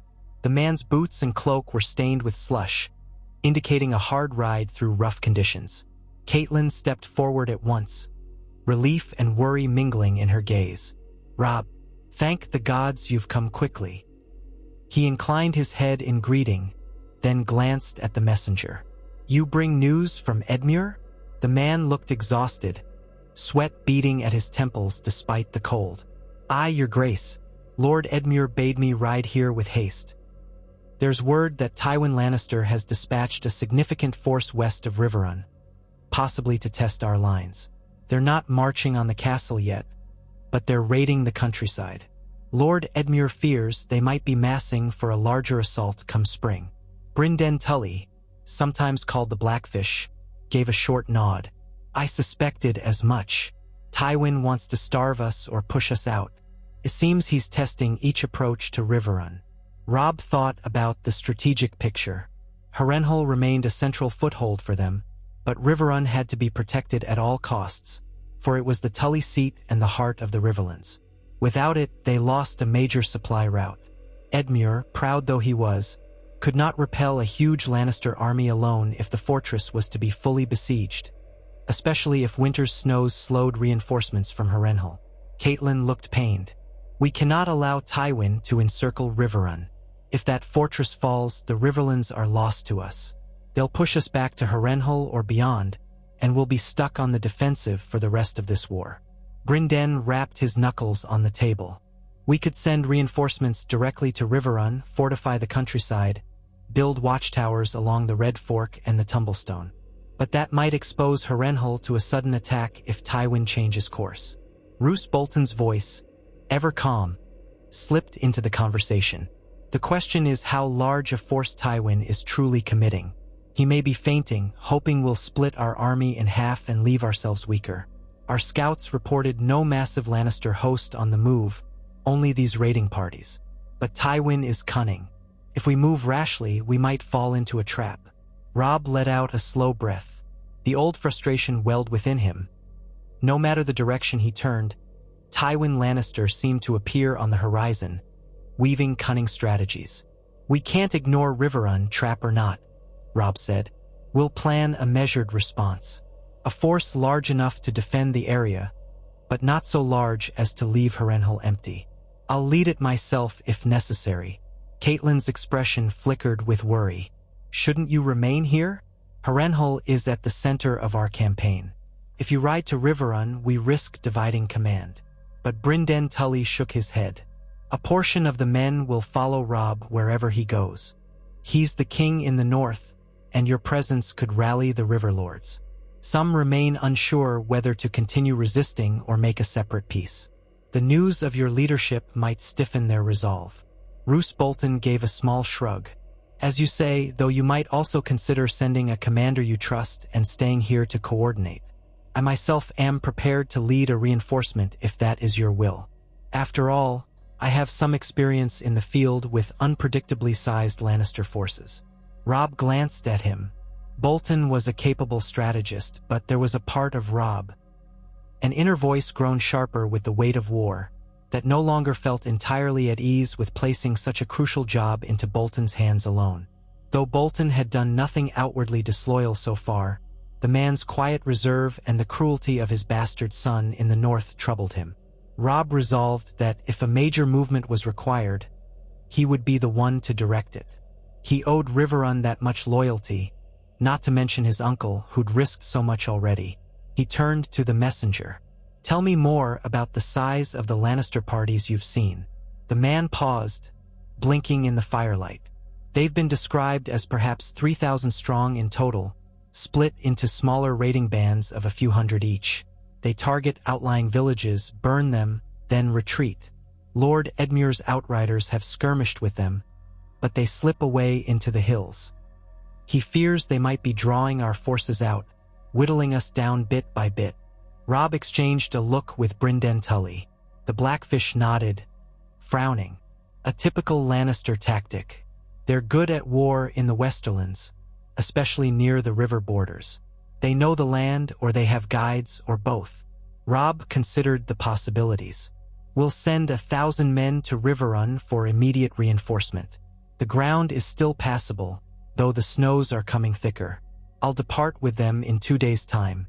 While I'm gone, I'll leave Harrenhal under the command of Lord Bolton and Ser Brynden. Mother, I'd ask that you remain here to help coordinate supplies. Ser Ryman Frey can accompany me with part of his cavalry. He'll likely relish another chance to engage in raids. Caitlyn's gaze flicked from Robb to Bolton and back. She looked uneasy, but she did not protest the plan. Very well, but promise me you'll remain cautious, my son. We can't allow Tywin's trickery to catch you unprepared. Robb managed a faint smile, though his lips felt cold. I learned my first lessons in caution at your knee, mother. She pressed her lips together, stepping forward to rest a hand on his cheek. There, in Harrenhal's haunted hall, she offered him a gentle moment of maternal care. He closed his eyes briefly, wishing he could be a boy in Winterfell again, free of crowns and war. But that was a dream from a lifetime ago. After the messenger had been fed and offered some rest, the War Council broke up to prepare for the new movement. Roose Bolton lingered behind, quietly confirming details with Robb. How many horsemen, which roads they'd take, how to coordinate signals if Tywin launched a sudden assault on Harrenhal in Robb's absence. They spoke in low voices, finalizing contingencies. Then Bolton gave a short bow and departed, silent as a wraith. Robb left the hall as well, gray wind at his heel. As he climbed the staircases toward his chambers, he caught a glimpse of Rosalind Frey crossing a corridor, heavily cloaked, her posture careful. She paused when she saw him, dipping a polite curtsy. Though shy, she always seemed gentle. Edmure reported that she had been kind to the small folk near Riverrun and had worked with the Tully steward to ensure supplies went to the needy. Your Grace, Rosalind said quietly, I heard talk that you ride for Riverrun soon. My lord husband went back there some days ago. Is he well? Concern laced her voice, for the news of Lannister raids must have traveled quickly through the fortress. Robb nodded. He's safe, last we heard, busy defending the outskirts. I intend to assist him soon. Do not fear. Her tense posture softened. Thank you.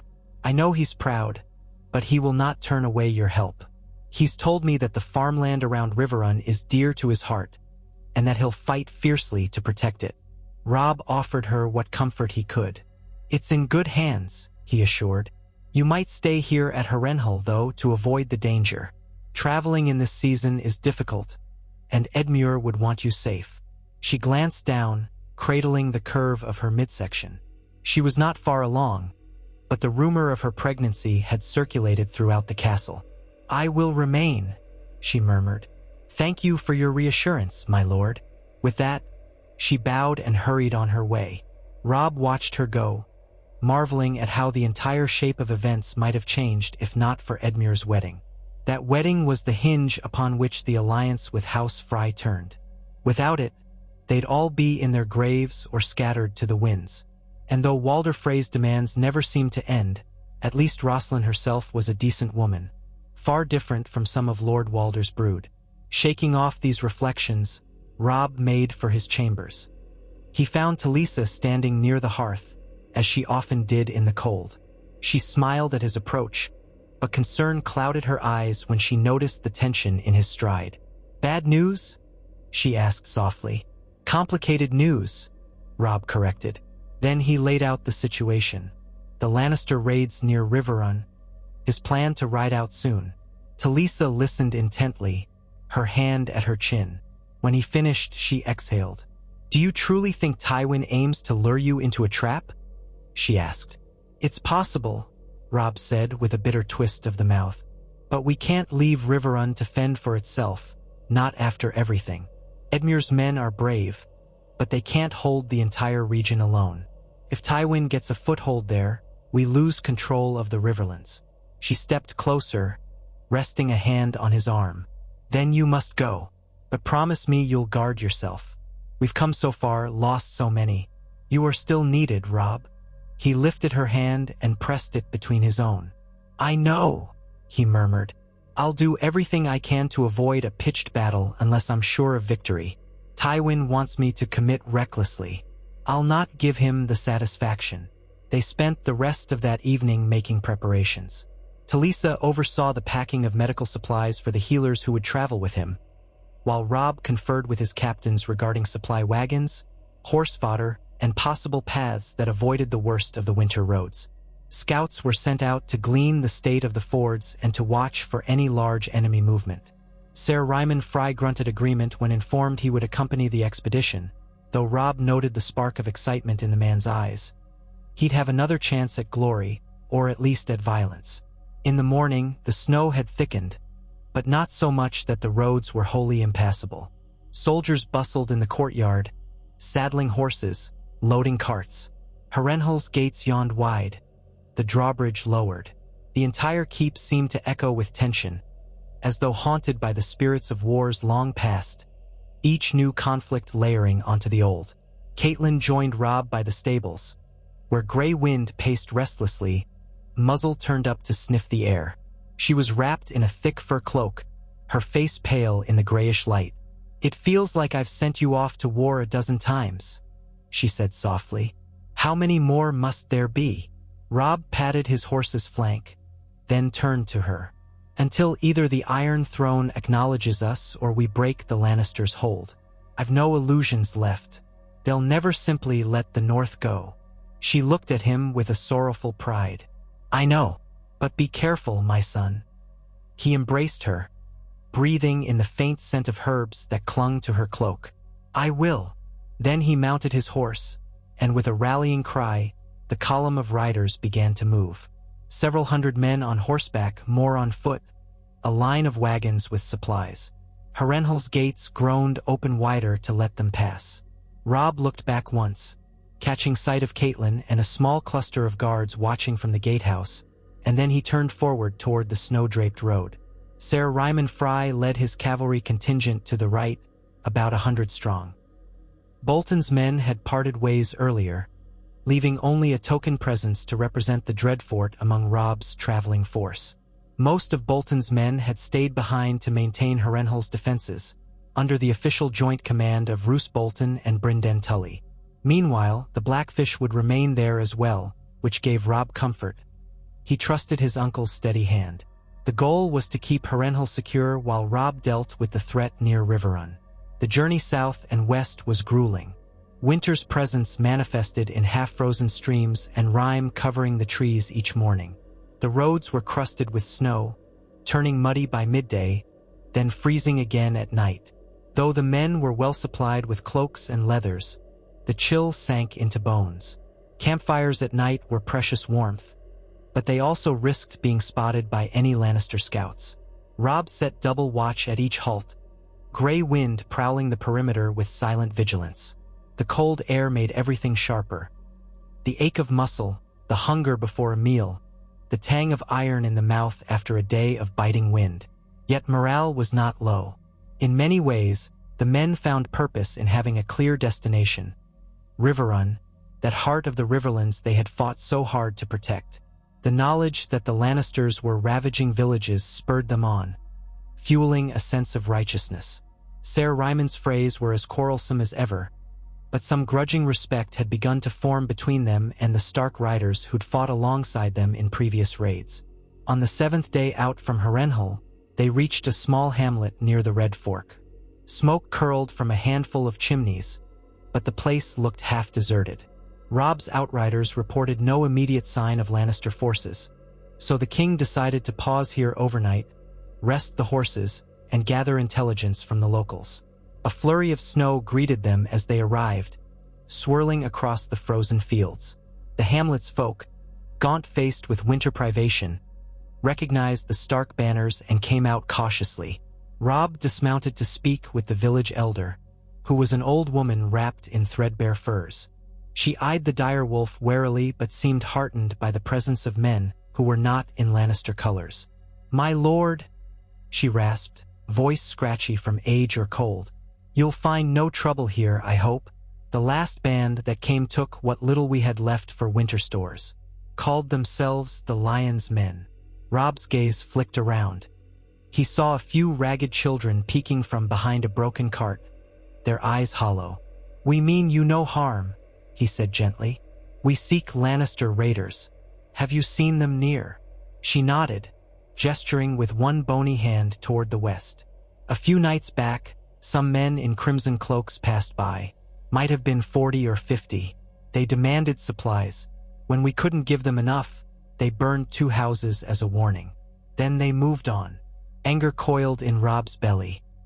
So even in small numbers, the Lannisters kept harrying the land. "We'll do what we can," he told her. "If it's not too bold to ask, can you spare any safe place for my men to camp for the night?" The old woman blinked, as if uncertain how to respond. Eventually, she nodded jerkily. "There's a field beyond the orchard, near the far side of the hamlet. It's empty and half frozen, but you'll find enough space." Robb thanked her, and in a gesture of compassion he had learned from his father, he told one of his quartermasters to distribute a portion of their spare grain to the villagers. It wasn't much. His own men couldn't afford to lose too many supplies, but it was something. The old woman's eyes welled with tears as she accepted.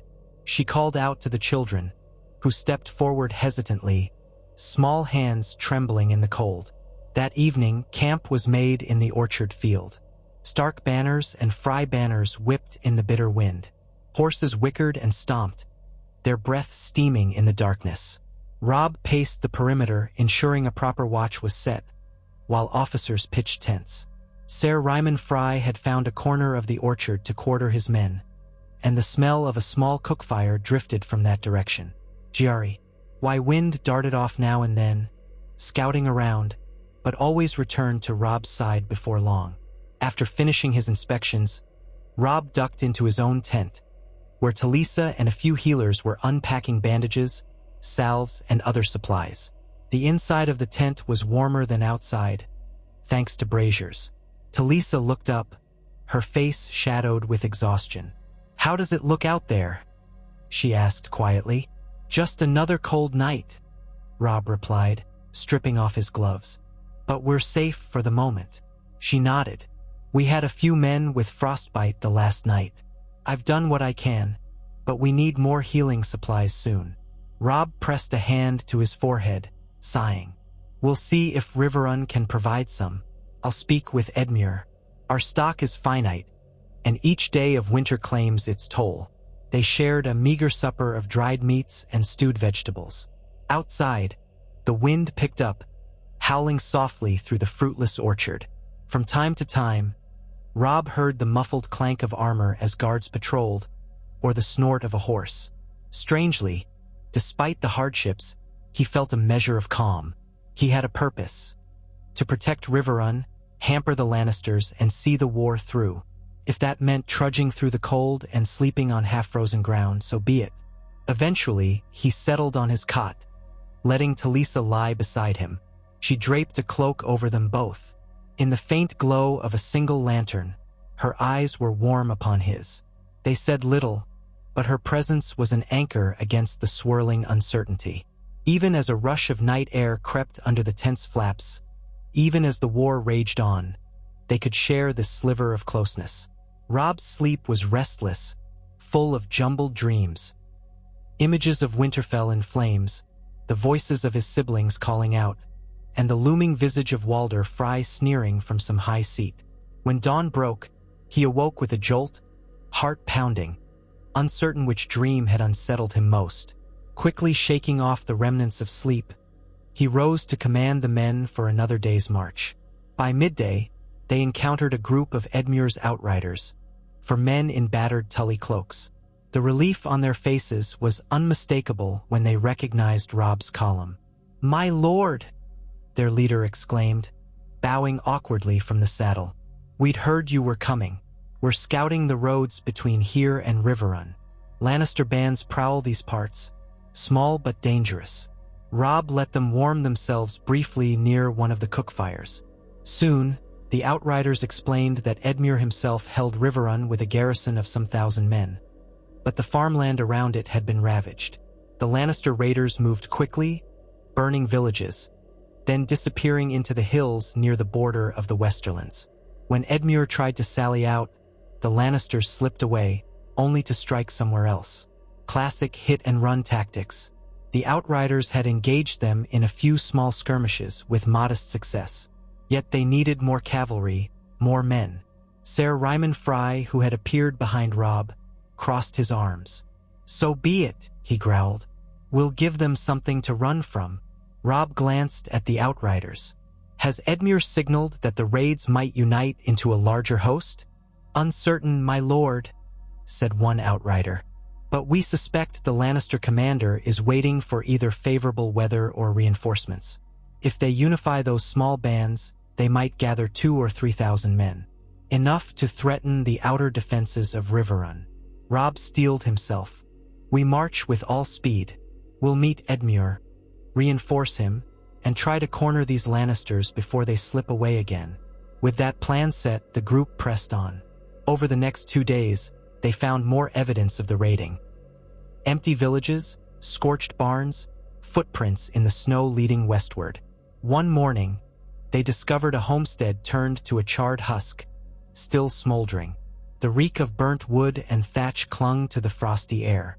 Gray wind paced among the ruins, growling softly, though there were no survivors to be found. It set Robb's teeth on edge, fueling his desire to bring the Lannisters to justice. Finally, on a cold afternoon, the towers of Riverrun emerged in the distance, rising where the Tumblestone and the Red Fork converged. The castle's triangular shape and stout walls were a sight Robb knew well. Snow dusted its battlements, and thin lines of smoke rose from within. As they approached, the gates opened to admit them. Edmure Tully stood in the courtyard, thickly clad in fur and leather, a half-smile on his face that spoke of relief. "Your Grace," he said, bowing with a somewhat dramatic flourish, though Robb knew Edmure meant well. "Welcome back to Riverrun. It does my heart good to see you've brought such a number of riders." Robb dismounted, clasping arms with Edmure. "I'm glad you're safe, Uncle. We came as soon as word reached us of the raids." Edmure exhaled, nodding. The Lannisters have plagued us for weeks. We managed to beat them back one day. They appear 10 leagues away the next. They're coordinated somehow, likely under a single commander with scouts everywhere." He glanced at Ser Ryman Frey's contingent filing into the yard. It's good to see more cavalry. We'll press these bastards on every road if we can. Ser Ryman, swinging off his horse, gave Edmure a curt greeting. There was no special warmth between the two men beyond the necessities of alliance, though Edmure was married to Ryman's half-sister Roslyn. That tie alone forced them to remain civil. Perhaps in kinder times they might have bonded over family. But these were not kinder times. Guards and stewards helped stable the horses and direct the foot soldiers to quarters. Robb was led into Riverrun's great hall, a familiar place of red stone, high rafters, and the Tully banners hanging from the walls. A large table at one end groaned with bread, salt, and steaming stew. Simple fare, but welcome after the road. Robb paused to wash his hands in a basin offered by a steward, then took a seat near the hearth. Edmure joined him, removing his gloves and rubbing his hands together for warmth. "We lost many small folk in these raids," he murmured, gaze distant. "They can't always outrun the Lannisters. Our scouts have done what they can, but we just don't have the manpower to protect every village. It weighs on me." Robb understood that feeling too well. Leading a kingdom, especially one at war, meant countless souls depended on your every decision. "We'll do all we can. Perhaps we can lay traps or ambushes along the known routes. We have enough men for that now." Edmure's eyes glinted with renewed determination. "Yes, let's plan exactly that. We know these lands better than they do. If we can pin down where they intend to strike next, we might catch them at a crossing." Robb nodded. "We'll speak with your outriders and local guides. I want detailed knowledge of every path, every forest. Then we'll divide into smaller forces that can converge on the Lannisters from multiple directions. One group can remain here in Riverrun, prepared to sally forth if we get word of an attack. We'll rotate these forces to stay fresh and keep them guessing." At that, Edmure reached over and clapped Robb's shoulder. "Thank you. I know you're exhausted from the road, but your presence here means a great deal. Your men will be fed, warmed, and readied. We'll strike soon, I promise you." Robb allowed himself a small half-smile. "First, a bit of rest is in order. But yes, soon." A short while later, after distributing orders to his officers, Robb found himself in a guest chamber on the second level of the castle, a place he'd briefly used before. Its walls were decorated with old tapestries showing the Tully trout leaping in a sparkling river. Talisa was already inside, removing her traveling cloak. She smiled at him wanly. "You're back at Riverrun," she said, tracing a finger along the tapestry's edge. "It feels a bit like a second home to you, doesn't it?" He shrugged. "I suppose it might have been, if life had gone differently. My mother spent much of her youth here. I visited a few times as a boy, though I never imagined I'd be returning as a king at war." Talisa's smile softened, but she didn't say more. A knock at the door interrupted them. One of Edmure's stewards delivered warm water for washing and fresh bread with butter. Thanking him, Robb and Talisa ate quietly, letting the day's fatigue drain away. Outside, the wind rattled the narrow windows, a low moan like the distant voice of the storm. Eventually, they slept in a real bed for the first time in many days, though Robb's rest was uneasy, haunted by the image of burning farmsteads. He woke before dawn to the sound of horns echoing from the courtyard below. Alarmed, he quickly dressed, strapping on his sword belt. Talisa stirred. "What is it?" "I'm not sure," Robb said, adrenaline surging. He hurried out, and in the corridors he found men rushing toward the gates. Gray wind bounded ahead of him. When he reached the courtyard, he saw Edmure, wearing only a cloak over his nightshirt, conferring with guards. The horns had fallen silent, but tension bristled in the cold morning air. A scout came panting up the slope from the outer ward. "Lannister riders spotted crossing the Red Fork a league west of here, my lord," the scout gasped. "Could be 100, maybe more. They're heading east, might be testing our perimeter." Robb's pulse pounded. "Then let's respond. We have men enough to drive them off." He turned to Edmure. "I'll take some cavalry out to meet them. Will you stay to defend the castle in case this is a distraction?" Edmure nodded curtly. "Yes, do it. I'll stand ready here with the rest of our forces." Within minutes, the courtyard erupted into organized chaos. Robb hastily donned armor, buckling the straps with practiced speed. Talisa emerged on the steps, alarm in her eyes, but he could only give her a brief, reassuring squeeze of the hand before swinging into the saddle. He mustered 200 riders, both Stark and Frey men, and thundered out through Riverrun's main gate as the sky began to lighten with dawn's first glow. Snow flurries swirled in the wan light, and the red fork glimmered with icy edges. The outrider who'd brought the news led them west along the frozen fields. Hoofbeats sounded loud in the crisp air. Robb's breath formed clouds, mingling with the steam rising from the horses. At his side rode Ser Ryman Frey, face set with grim anticipation, as if hoping for a proper fight to wash away the monotony of smaller engagements. Gray Wind raced ahead, tail high, occasionally pausing to scan the distance. A league west from Riverrun, the outrider signaled a bend in the river. Robb's column reined up behind a copse of leafless trees. In the distance he saw them, a mounted force wearing Lannister red, indeed around 100 men, maybe more. They were trotting across the field, the snow crunching under their horses' hooves. Robb could hear faint shouts drifting on the wind. "Looks like a scouting in force," he murmured to Ser Ryman. "Probably come to test how quickly we respond." Ryman grunted in agreement. "Should we charge them at once?" Robb considered. These Lannisters might withdraw the moment they sensed a larger force. If he tried a head-on charge, they could scatter, leading to a chase that might plunge them into a trap. But letting them roam unchallenged would be a sign of weakness. He glanced around, noting the gently sloping terrain and the thick stand of trees on their left.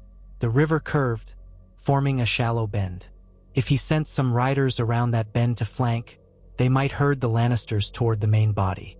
"Ser Ryman, take 50 riders, circle through those trees. I'll wait here with the rest. When you see my banner advance, drive them toward us. We'll trap them in between." Ryman's eyes lit with a predatory gleam. "As you command." He signaled to a knot of Frey riders to follow him, and they set off, circling wide at a brisk canter. Robb dismounted and climbed a small rise, peering through the tangled branches. The Lannisters were drawing closer to the river's edge, presumably to test a crossing point. They hadn't spotted him yet. He waited, counting heartbeats.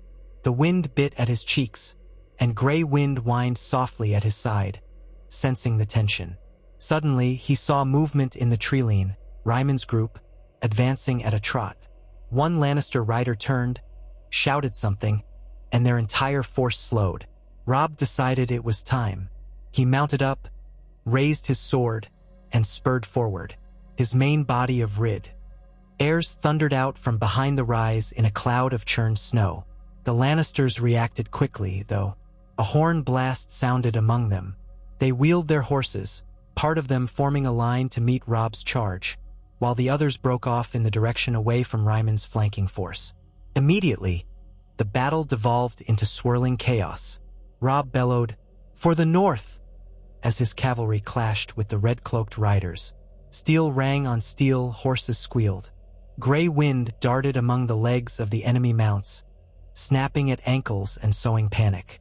Robb found himself blocked by a Lannister knight brandishing a lance. The man thrust at his chest, but Robb parried with the edge of his sword, the lance tip deflecting. Then Robb slashed at the knight's arm, sending him crashing off his horse with a cry. Another Lannister rider came at him from the flank, sword raised high. Robb twisted in the saddle, meeting the blow halfway, the force jolting up his arm.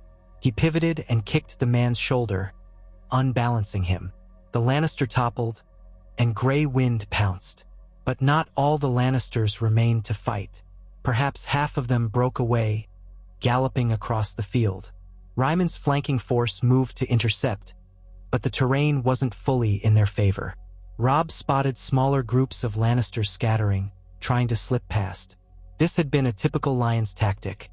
Test the waters, and if the response is strong, break into smaller units to fade away. Robb guided his horse in pursuit of one such group.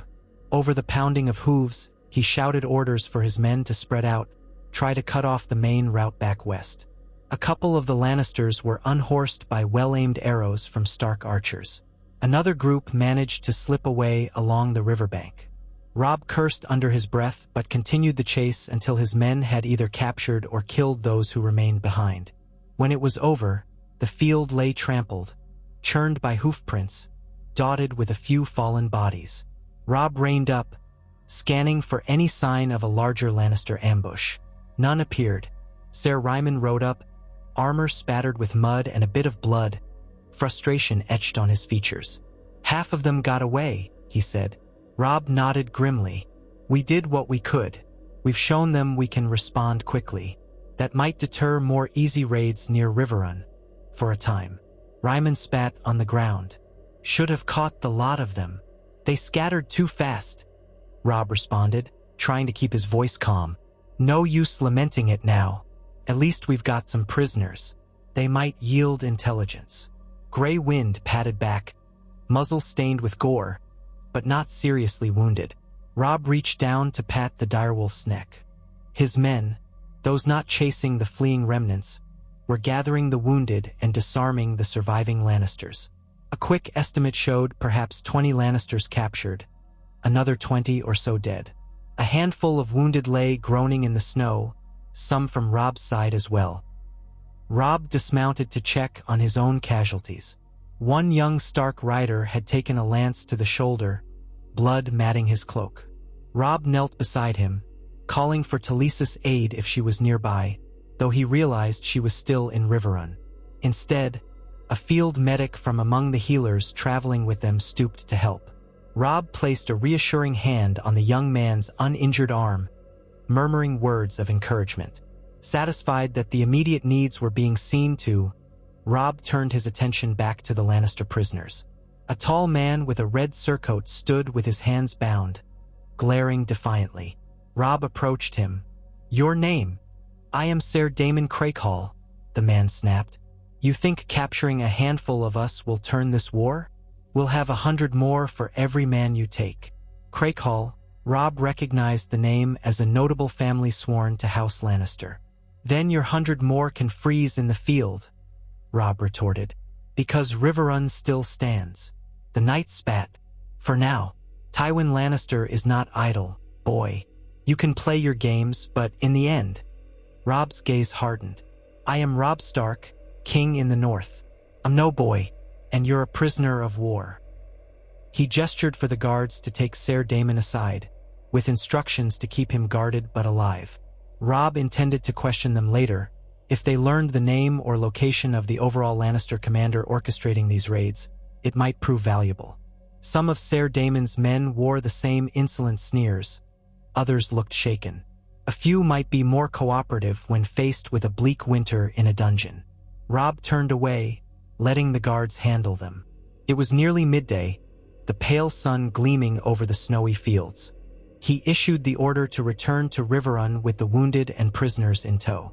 As the column filed back, subdued after the skirmish, Robb rode at the front, scanning the horizon. He knew well that capturing or killing a few dozen raiders wouldn't break the Lannister strategy. Tywin might simply shift forces or escalate. Still, every minor victory improved morale and reminded the local smallfolk that the king in the north had not abandoned them. Back at Riverrun, they were greeted with relief. Edmure personally oversaw the carrying of the wounded into the keep's halls, where the healers set up cots. Talisa rushed to help, her face grim yet focused. Robb checked in on her, meeting her gaze only briefly while she worked. She squeezed his hand once before returning her attention to a soldier whose leg had been gashed open. Later, after seeing to the prisoners, Robb and Edmure convened in a small solar warmed by a crackling fire. They drank hot spiced wine and discussed the next step. The brief skirmish had proven that the Lannisters were still actively probing, looking for weaknesses. "We should strike back," Edmure said, face flushed from both wine and lingering anger. "There's a Lannister supply depot near Ashmark if rumors hold true. We could raid it, burn their stores. That might slow their operations." Robb considered. Our scouts near Ashmark reported that the garrison's stronger now than when I attacked last. They must have reinforced it. Still, a raid could work if we use speed and stealth. But we'd risk leaving Riverrun lightly defended again. Edmure's mouth twitched. We can't just stay on the defensive forever. The men are eager for action. Ser Ryman's phrase too, though, if I'm honest, their presence sets some of my lords on edge. Walder Frey's demands are well remembered. Robb almost smirked. But we need them. That was the simple truth. We can't turn away any swords. Not with Tywin's numbers. For now, let's keep a portion of the cavalry near Riverrun, ready to respond if more raids appear. I'll lead a smaller force to Ashmark if you can spare some of your men. We'll see what damage we can do to their supply lines. So it was decided. Over the coming days, Robb reorganized his forces, stationed more outriders along the main roads, and prepared for another targeted raid. He made sure to consult with local guides who knew the route to Ashmark intimately, paths that might be hidden by winter snows. On the second morning, they set out again in a swift column of horsemen and a handful of foot archers, heading west under a leaden sky. Ser Ryman Frey joined them once more, though part of his cavalry stayed behind. The plan was to sneak as close as possible to Ashmark, gauge the defenses, and either strike at a vulnerable point or retreat if outnumbered. Winter's harshness made stealth somewhat easier, as many outlying villages were deserted, and the Lannisters were hardly expecting large forces to roam in the cold. On the other hand, the risk of roads becoming impassable was always there. Their guides insisted that a certain pass through the hills remained open if they kept a steady pace. Late on the third day out, a snowstorm rolled in, forcing them to seek shelter in an abandoned mill. The roof still held, providing some meager protection against the howling winds. The men built fires in the stone hearth, crowded together for warmth. Robb, pulling off his gauntlets, huddled with Ser Ryman and a pair of Tully officers to discuss whether to push on or wait. "We can't risk traveling blind in the storm," said one Tully officer, who had lost 2 toes to frostbite last winter. "Better to wait a few hours, see if it passes." Ryman grumbled. "We'll lose the element of surprise if we dawdle. The storm's as much a cloak for us as it is a hindrance." Robb rubbed the bridge of his nose. His entire body ached from the cold. "A cloak can be useful, but not if we get lost. We'll give it a few hours. The men need rest anyway, and the horses aren't immune to exhaustion." He thought of his father's teachings, that sometimes the best way to preserve your strength was patience, even if it rankled the more aggressive knights. During those hours, Robb wandered among the men, offering a word of encouragement here and there. Many hunched around fires, cupping their hands to catch the fleeting warmth. Snow seeped in through cracks in the mill's walls, forming small drifts on the rotted floor.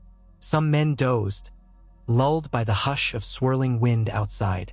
At one point, Ser Ryman joined Robb by a barrel near the back of the old mill. The flicker of the fire danced on Ryman's rough features. "I don't envy you," he said suddenly, breaking a stretch of silence. Robb blinked. "Pardon.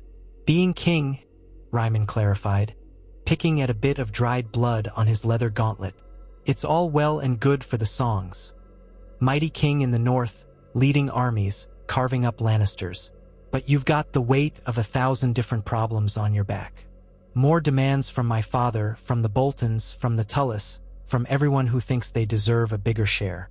All the while, you're trying not to be outmaneuvered by Tywin Lannister. It's enough to drive a man mad." Robb considered him, somewhat surprised at the candor. "It wears on me, yes, but that's the cost of fighting for our independence." He paused. "You've done your part. The Freys have stood with me, and I haven't forgotten that." Ryman snorted. "We stand because the old man commands it, and because you swallowed your pride to kneel at the twins. But I'm no fool. Had you refused, all of us might be rotting in shallow graves. So I suppose we're in this together, for better or worse." He gave a short, humorless laugh. "But I won't lie. Sometimes I wish I'd been born second or third in line, so I could just wander off to Essos and leave this cursed war behind." Robb said nothing for a moment, letting the wind's howl fill the silence. He thought of the nights he'd wondered what life might be had he never been forced to don a crown. But that door had closed the moment Ned Stark was executed in King's Landing. "I understand," he said quietly. "But here we are." Ryman nodded, rose from the barrel, and scratched his beard. "Aye, here we are." With that, he strode away, presumably to see if the storm had lessened. When dawn arrived, the storm had passed, leaving a pristine blanket of white covering the hills. The sky was an icy blue, the sun weak but present. Robb mustered the men again, checking that no one had succumbed to the cold overnight. A couple horses had grown lame from slipping in the snow, so they were left in the mill with a small guard to watch them. Then the rest continued on, forging a path through drifts that reached the horses' fetlocks. Around midday, their outriders returned with news. They'd spotted a Lannister encampment near the outskirts of Ashmark, perhaps 200 men. The main fortress of Ashmark was further on, presumably with a larger garrison. The outriders believed the smaller group was posted to guard a supply depot or a storeroom. If they were quick, they might overrun the outpost before the main fortress could respond. Robb weighed this carefully. His column numbered perhaps 300, not enough to assault a fully manned castle, but likely enough to smash an outlying camp. The question was whether the Lannisters in Ashmark would sally forth swiftly, pinning them down. He did not want to get trapped. Yet the point of this raid was exactly to do such damage, hit them hard, then withdraw. Eventually, he decided to risk it. Speed and surprise were their advantages. They advanced, using the rolling hills and snowy copses as cover. The outriders guided them to a vantage point where they could see the Lannister camp spread across a small plateau at the edge of a forest. Tents clustered around a wooden warehouse-like structure. Smoke rose from a few cookfires. The men in red cloaks looked relaxed, likely not expecting an attack in the deep cold. Robb scanned the terrain. A single guard tower rose near the edge of the encampment, but there was no sign of heavy defenses. Ser Ryman Frey approached, grin half-feral. "We can be on them in minutes if we ride hard." Robb nodded. "We strike fast and burn the supplies. Make sure no large band can sneak up behind us. Post watchers along the perimeter." He pointed out positions on the slope for archers. "We'll keep them pinned if they try to flee. Once the fires are lit, we retreat. I don't want to linger if Ashmark sends reinforcements." With that, he signaled for the men to spread out, forming assault columns. The frigid air seemed to tingle with anticipation. Robb's heart thudded. Gray wind crouched at his side, ears forward. Then, at Robb's signal, they surged down the slope. Horses churned the snow. Men loosed a cry of war, and the Lannister camp erupted into pandemonium. Some Lannisters scrambled for weapons, others tried to run. Arrows whipped overhead, finding their marks among the startled defenders. Robb led the first wave, cutting down a pair of men still fumbling to lift their shields. At once, the wooden storehouse came into view, large, presumably filled with grain, fodder, or other winter provisions. Robb shouted orders to have it set aflame. Several of his men dismounted, carrying torches. Meanwhile, the Lannister defenders that managed to rally formed a ragged line near the guard tower, but Ser Ryman's Frey cavalry crashed into them from the flank, scattering them. The tower itself was quickly overrun by a few Stark soldiers who raced up its ladder and slew the men at the top. Within minutes, the wooden storehouse was ablaze, flames licking hungrily at the boards. The heat radiated outward, melting snow in a wide circle. Lannister corpses littered the trampled snow. Robb circled the perimeter, ensuring no sign of a strong counterattack. He spotted about 30 Lannister survivors fleeing toward the forest, but his archers gave chase. The entire skirmish felt brutal and brief, typical of these winter engagements. He guided his horse back toward the center of the camp as his men tossed torches onto other supply piles, barrels of dried beans, sacks of grain. The hungry flames shot higher. Thick smoke billowed, stinging the eyes. Robb coughed, covering his mouth with a gloved hand. The camp was thoroughly destroyed now. If Ashmark had relied on these supplies, it would be a painful blow. "Rally!" Robb roared over the roar of the fire. He wanted to leave before any alarm could bring knights pouring out of the main fortress. Already, horns might be sounding within Ashmark's walls. The smell of burning cloth and charred grain turned the air acrid. Snow melted to sludge underfoot. He spotted Ser Ryman issuing the same command, reforming the cavalry for a swift withdrawal. Sure enough, a horn blast echoed from somewhere beyond the rise, where the fortress likely stood. Robb snarled, spurring his horse. "We're leaving. Move!" The men, well practiced in such raids by now, complied quickly, some still wiping soot from their faces. Gray wind, parted from him during the melee, came bounding back, smoke clinging to his thick fur. They galloped away from the blazing remains of the outpost, heading back the way they'd come. Robb kept an ear out for any sign of pursuit. They were somewhat weighed down by a few spoils, plus a handful of Lannister prisoners, though many of those in the camp had died or fled. Soon, shouts arose behind them. Glancing over his shoulder, Robb glimpsed a small group of riders cresting a hill, no doubt from Ashmark. The pursuing force looked to be about 100 strong. That was smaller than Robb's 300, but he had no desire for a pitched battle. Their mission was accomplished. Better to slip away. He barked orders for a steady retreat. If the Lannisters closed in, they would turn and fight, but hopefully the fresh snowfall and the winding hills would slow the pursuers enough. For a tense half-hour, the chase continued, but the Lannisters did not gain ground. They must have realized that tangling with a larger force, one that had the advantage of surprise, was not wise. Eventually, the group behind them fell away, perhaps returning to Ashmark.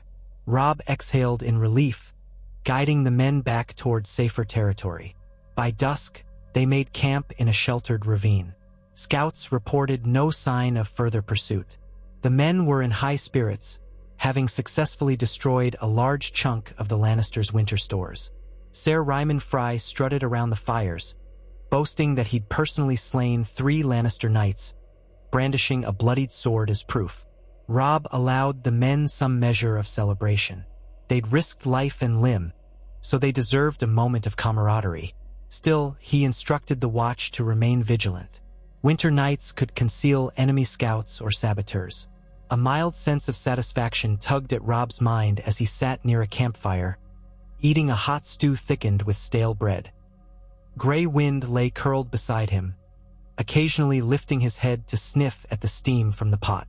Across the circle, Ser Ryman was regaling a couple of younger Frey knights with the details of the charge. Robb half listened, letting the crackle of the fire lull him. They'd struck a blow, but it was one of many needed.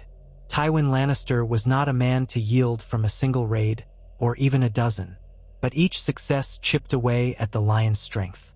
When dawn came, Robb wasted no time in leading the men back to Riverrun. The roads, though still coated in white, had not been buried under any new storm, making for decent travel.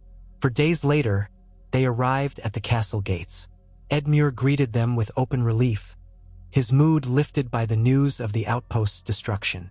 Intelligence from the captives suggested that the Lannisters at Ashmark might lack the capacity for a large offensive if they were short on supplies. For now, that front was weakened. The next week passed in a flurry of reorganizing, ensuring the captured goods were integrated into Riverrun's own stores and rotating patrols. Riverrun's yards echoed with the ring of blacksmiths forging arrowheads, the clatter of horse hooves. By day, outriders scoured the fields for any sign of Lannister incursion, sometimes returning with a few prisoners, sometimes finding deserted homesteads. By night, courtiers and common soldiers alike huddled around fires, talking in hushed voices about the dreaded possibility of a deeper winter that might freeze the rivers solid. During that time, Robb missed Talisa's presence.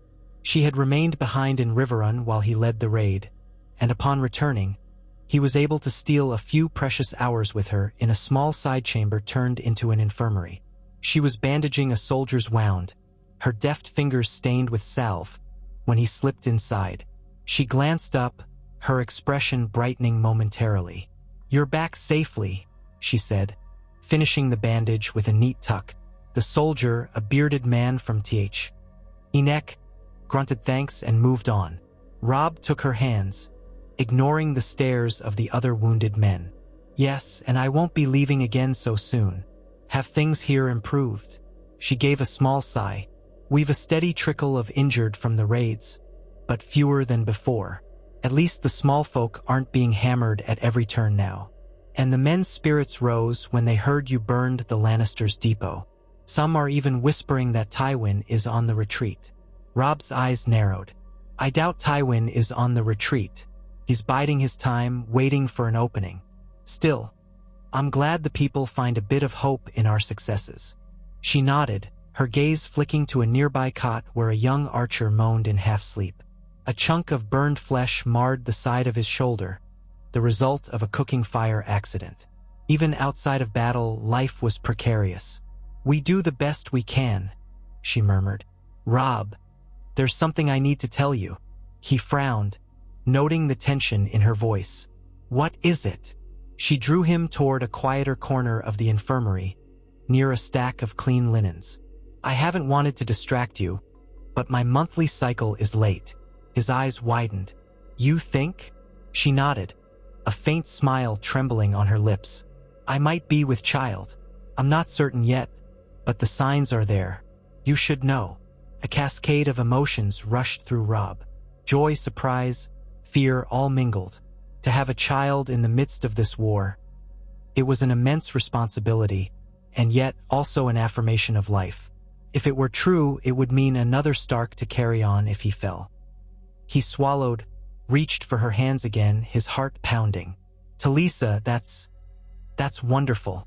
Are you well? Any pains or?" She gave a soft laugh at his anxiety. "I'm fine, Robb. I'm just cautious. So much can happen. I see it every day in the infirmary, the fragility of life." Her gaze held a mixture of hope and worry. "But I wanted you to know." He bent forward and pressed a tender kiss to her brow, ignoring the curious glances of passing healers. "We'll be careful," he whispered. "And if it's true, if we are to have a child, I promise you I'll do all in my power to bring an end to this war, to carve out a life worth living for our family." She leaned into him, her voice no more than a breath. "That's all I could hope for." They stood there for a moment in each other's arms, a fragile ember of warmth in a cold, brutal world. Robb felt a new sense of urgency, a fierce protectiveness blooming in him. If he was to be a father, then every risk he took in this war had to be weighed even more carefully. But the war demanded risk, demanded sacrifice. He would not forsake his duty, but neither would he throw his life away recklessly. In the days that followed, a new pattern emerged for Robb. When not overseeing the defenses or planning skirmishes, he found time to consult with Talisa on her health, ensuring she had everything she needed. Discreetly, he asked one of the older midwives among the Tully's household staff to look after her. They kept it quiet for the time being. War brought enough rumors without adding the news of a potential heir for the king in the north. And until they were certain, caution was best. Meanwhile, more news arrived from other parts of the realm. A raven from Harrenhal carried messages from Catelyn and Brynden Tully. The Bolton forces were still holding the fortress, and Lannister raids in that area had diminished, though there were signs that Tywin might be redirecting resources elsewhere. Another raven suggested that King's Landing was abuzz with talk of the upcoming royal wedding feast for Joffrey and Margaery Tyrell, set to be more lavish than any in recent memory. Gold flowed south, seemingly unstoppable. Dorne remained aloof, though rumors circulated that Prince Oberyn Martell might appear in the capital. In short, the realm was in flux, but the Lannisters still maintained a formidable hold on power. Despite that, small cracks seemed to emerge. The Frey outriders sent from Harrenhal to the western edges reported seeing fewer large Lannister companies on the road, as though Tywin had pulled them inward to bolster King's Landing. Perhaps the fiasco of Stannis' defeat and the subsequent alliance with the Tyrells had convinced Tywin that King's Landing was the crucial point. Or maybe he was simply rotating his forces for the winter months, leaving the Riverlands to a slower campaign. Yet the war was far from over. Robb could feel it in his bones each time he looked at the map spread on Riverrun's war table. The north was still ravaged by the Greyjoys, though reports said that Bolton's bastard, Ramsay Snow, had recaptured Winterfell, leaving it half-burned. The fate of Bran and Rickon remained uncertain, a knife in Robb's heart. Each day he wondered if a raven might come with news, either a spark of hope or a final blow of despair. Nothing arrived. A grim silence from the north. Amid these tensions, Walder Frey continued to pester them with letters. One arrived in Edmure's hands, a pointed demand to confirm once again that Roslin's child, if she bore a son, would be recognized as next in line for Riverrun should anything happen to Edmure. Of course, Edmure had already agreed to the succession if no other Tully heir existed, but Walder hammered the point repeatedly, as if suspecting them of weaseling out. Edmure fumed, complaining to Robb that the old man was an insufferable leech, but they had to tread carefully. As always, they needed the phrase. Spring seemed distant. Snow kept falling in fits and starts, more often turning to sleet that left the land soggy and the roads treacherous. With each passing day, Robb weighed how best to consolidate the Riverlands' defenses for the remainder of winter. More skirmishes erupted here and there with small Lannister groups. They rarely ended in major bloodshed, as both sides were reluctant to commit to a large-scale battle in harsh conditions. It became a war of attrition, draining them slowly, no side able to land a decisive blow. One morning, as Robb studied a map in Riverrun's library, its shelves mostly bare, many scrolls removed for safekeeping, an unexpected visitor arrived. A knight wearing the sigil of House Piper, from southwestern Riverlands territory near the border with the Westerlands. The knight introduced himself as Ser Ellis Piper, young and eager. According to the accounts, he had led some local forces that had clashed with Lannisters in that region. Now, he'd come seeking official recognition from Robb, hoping to be declared the Lord Paramount of the Southern Trident if he drove out the Lannisters fully. Robb, though polite, felt his impatience flare. Yet another lord seeking a higher title, reminiscent of Walder Frey's demands. But it struck him how the war had reduced the realm to a patchwork of petty claimants, each wanting to secure his own piece of glory. Softening his tone, Robb explained that no new Lord Paramount titles would be granted without the consensus of the Tully overlords. One step at a time, he insisted. Drive the Lannisters out first, then we can speak of reorganizing the region's leadership. Ser Ellis seemed disappointed but still pledged his swords to Robb's cause. Another small piece in the endless puzzle. Robb recognized that if the war extended too long, more and more such opportunists would come forward, looking to carve up the spoils. They needed to find a path to either a negotiated settlement or a crushing victory, and soon. Catelyn's letters from Harrenhal often included gentle reminders that might best be described as pleas for a diplomatic solution. She wrote that House Tyrell's presence in King's Landing could shift the balance if properly leveraged. She wondered if there were a way to reach out to Margaery Tyrell's grandmother, the famed Lady Olenna, in hopes of sowing doubts about the Lannisters. But no easy routes for such negotiations were apparent. Tywin's hold on the capital was ironclad, at least for now, and the Tyrells seemed committed to forging a new royal lineage by marrying Margaery to Joffrey. Of course, the entire realm still whispered about Stannis Baratheon at Dragonstone, though his power had waned. He was rumored to brood on his Blackstone Island, trying to gather men from across the narrow sea. That was far from immediate help to Robb. And Balon Greyjoy still crowned himself King of the Isles, ignoring the rest of Westeros unless it offered him more plunder. On a dim, overcast afternoon, one of Riverrun's lookouts sounded a horn. Robb hurried to the battlements, where he spotted a small party arriving under a white banner of truce. They wore the sigil of House Westerling, sworn to the Lannisters. Suspicion coursed through him. The Westerlings were from the crag in the Westerlands, hardly neighbors to the Tullys. Why approach Riverrun under a flag of truce? Edmure joined him on the wall, scanning the riders below. 7 above, what do they want? Robb's mind flashed to the memory of how he'd once been betrothed to a Westerling as part of an earlier attempt at an alliance. Or was that a rumor? He remembered confusion swirling around those days. In truth, his vow had been broken with House Frey, not House Westerling.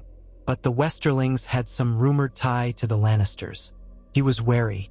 Still, an envoy under a banner of truce demanded hearing under the customs of war, unless one wanted to appear dishonorable. They admitted the envoy, a slender man who introduced himself as Ser Ronnet Westerling. He stood in Riverrun's great hall, stamping snow from his boots, while a pair of Tully guards hovered. Robb entered with gray wind, the direwolf's presence making the envoy's eyes widen momentarily. Edmure took the seat of lordship on the dais, but Robb stood at his side, arms folded. Ser Ronnet bowed with a flourish. "Lord Tully, King Robb Stark, I come with an offer from my lady mother, Cybele Westerling, who wishes for peace. House Westerling has grown uneasy under Lannister rule. We have had no direct quarrel with House Tully or House Stark. We seek to open lines of discussion, perhaps an alliance, or at least neutrality, if certain conditions are met." Robb fixed him with a keen look. "Your house swore fealty to the Lannisters, as I recall. They are your liege lords." The knight swallowed. "Yes, but Lord Tywin's war has cost us dearly. Our fortress at the crag is vulnerable, short on supplies. Winter rages. The Lannister gold that once flowed is now guarded, allocated for the capital's benefit. My lady mother wonders if an accord might be struck for House Westerling to remain neutral in this conflict. Cease any support for Lannister forces in our domain, and in return we might trade with the riverlands for certain goods we need, such as grain." Edmure blinked in surprise. "You want to break your oath to the Lannisters?" he asked bluntly. Ser Ronnet's face tightened. "We want to survive, my lord. The realm is in chaos. Houses are forging new alliances or turning coats daily. My mother would prefer a negotiated arrangement that frees us from conflict. The crag is no strong bastion. It can't hold out if Tywin Lannister decides to turn on us, but nor can we continue to supply his armies if we ourselves are starving." Robb cast a quick glance at Edmure, measuring his reaction. Then he addressed Ser Ronnet. "If House Westerling truly means to remain neutral or covertly side with us, how can we trust such an offer?" Ser Ronnet's posture straightened. "We propose a hostage exchange. My younger sister, Elena Westerling, would foster here in the Riverlands, perhaps, or a nephew if you prefer. We also have certain documents detailing Lannister supply routes in the Westerlands, which might be of value to you. Our only request is that, once the war is done, should you stand victorious, House Westerling retains its lands and is not punished for prior fealty to the Lannisters." In the hush that followed, Edmure gave Robb a meaningful look. This could weaken the Lannisters in the west. If one of their vassals withdraws support, even quietly, it might be a crack in Tywin's foundation. Robb nodded, lips pursed in thought. True, but it also might be a ruse orchestrated by Tywin. If we accept, we could reveal our positions or plans, and the Westerlings could pass them along. Ser Ronnet lifted his hands. "I understand your mistrust. My lady mother is aware that trust must be earned. She instructed me to remain here as a token of good faith while you decide. If you find our sincerity lacking, you can do as you will with me." It was a dangerous gamble. Yet Robb recognized that if there was a chance to chip away at Lannister support in the Westerlands, it might be valuable indeed. Every day, the war dragged on with no sign of Tywin making a critical mistake. Perhaps an internal betrayal could be the key. He also recalled the old rumors that the Westerlings once claimed descent from the First Men, which might explain their willingness to align with the North in dire straits. Or it might all be a cunning ploy. After conferring briefly with Edmure, Robb decided they would accept the envoy's presence under careful watch. They would gather more information, see if the documents about Lannister supply routes proved accurate. If so, a small trade arrangement might be set up to exchange surplus river grain for certain needed goods, thus establishing trust. Only then, if they felt sure, would they finalize any open alliance. Ser Ronnet agreed, though he seemed tense, as though expecting immediate demands or condemnation. Robb assigned a set of guards to watch him, politely but firmly. The man was free to move about some parts of Riverrun, but not the war rooms. Edmure also planned to send discreet ravens to other Western lords to see if they'd heard of House Westerling's change of heart. That evening, after the envoy had been led to a modest guest chamber, Robb conferred with Edmure in private. "If this is genuine, it might open a door," he said. "But we must remain cautious. Tywin's known for cunning. Perhaps he's using Westerling dissatisfaction as bait. Edmure sighed. I'd prefer to think it's real. The Lannisters treat their lesser vassals poorly when coin is scarce. And we have had a spate of smaller houses from the Westerlands reaching out, complaining of how Tywin bleeds them for gold. War is expensive. With the cost of wedding feasts and the capital's extravagance, Tywin might be pressing them too hard. They agreed to watch closely, perhaps even to send scouts near the crag to confirm that the Westerlings truly had minimal Lannister presence. The war demanded that every opportunity be scrutinized, and so the winter days churned onward. Robb found a rhythm. Consultations with Edmure, war councils, occasional short-range raids, nights spent with Talisa sharing fleeting intimacies. She had not yet become obviously pregnant, but as the weeks passed, her monthly bleeding did not return, and certain subtle changes in her body became more evident. Though they had not announced it widely, a rumor circulated among some of the ladies in Riverrun. Robb saw gentle smiles or knowing glances from a few, and it filled him with a strange mix of pride and fear. The Lannisters continued small raids, but the major confrontations dwindled in the deep cold. Tywin had not marched an army to retake Harrenhal or crush Riverrun. Word from the capital suggested all eyes were fixed on the royal wedding, set for early spring. Joffrey's wedding overshadowed any broader concern about the Riverlands or the North. Indeed, the Tyrells seemed determined to cast it as the grandest event in decades, flooding King's Landing with food, flowers, and fanfare. Even as the rest of the realm struggled, Robb knew that once the snows began to melt, Tywin might turn his attention back to the war in earnest. Perhaps he hoped the harsh winter would weaken the Northmen, or perhaps he had other cunning plans in motion. But at least for the moment, Riverrun stood relatively secure. Robb used the respite to strengthen alliances with lesser riverlords, stabilize trade with the Vale. Even if Lisa Arryn refused to join the war, she at least allowed some caravans to pass for a steep toll, and fortify the castle's defenses. One chilly afternoon, as he walked along Riverrun's battlements with gray wind, he saw a shape approaching from the road. A single rider, galloping with haste, cloak whipping behind him. Robb beckoned for a guard to raise the gate. In minutes, the rider entered, dismounting clumsily, nearly collapsing from exhaustion. Robb hurried down the stone steps to meet him in the courtyard, where Edmure was also converging with a cluster of men. The rider, panting, steadied himself. He bore a sealed letter marked with the sigil of House Stark, the direwolf. Robb felt a chill. "This is from my mother," he realized, taking the letter. Indeed, the wax seal carried the imprint of the wolf's head. Robb broke it carefully. The writing, scrawled in a hurried hand, was Caitlyn's. "Robb, I pray this letter finds you swiftly. We've had a disturbing development at Harrenhal. Lord Bolton recently returned from a short expedition, and his men discovered suspicious activity around the castle's dungeons. There are rumors that Bolton's bastard, Ramsay, arrived unexpectedly. Tensions are high. Brynden and I both sense something amiss.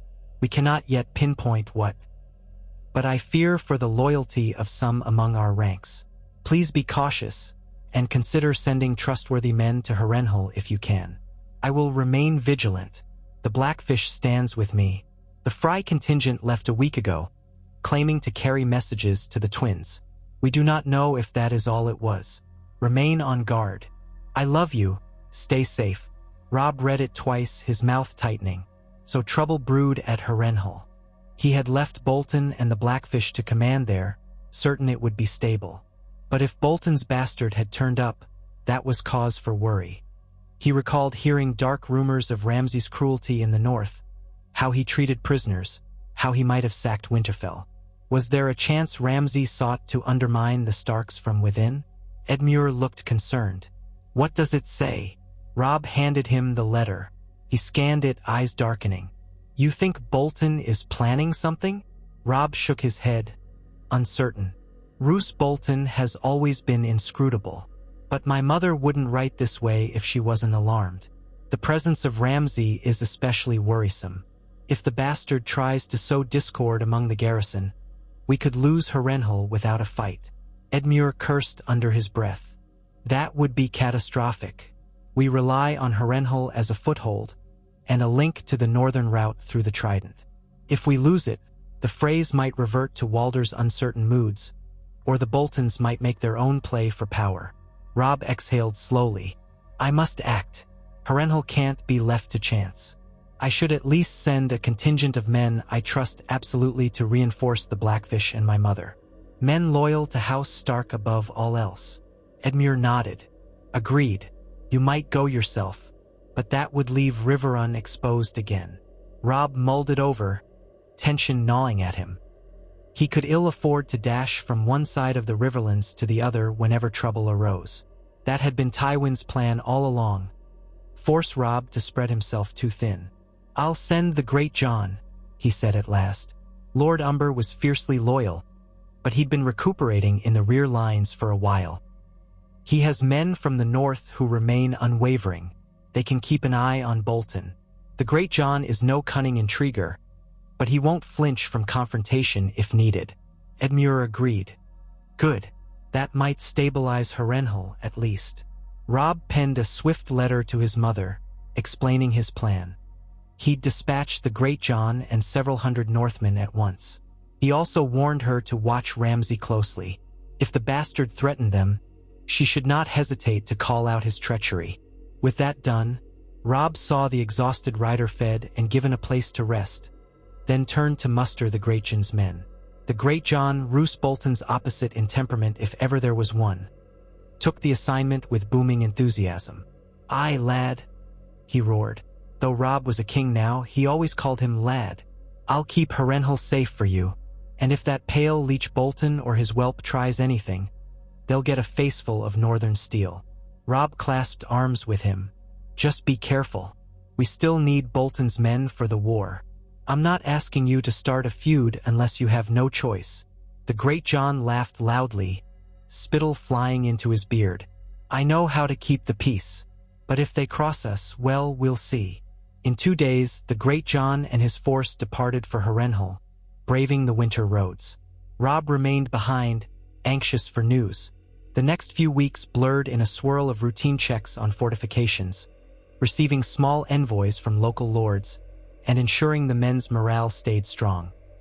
He would walk the walls at night, gray wind at his side, scanning the darkness for any sign of trouble.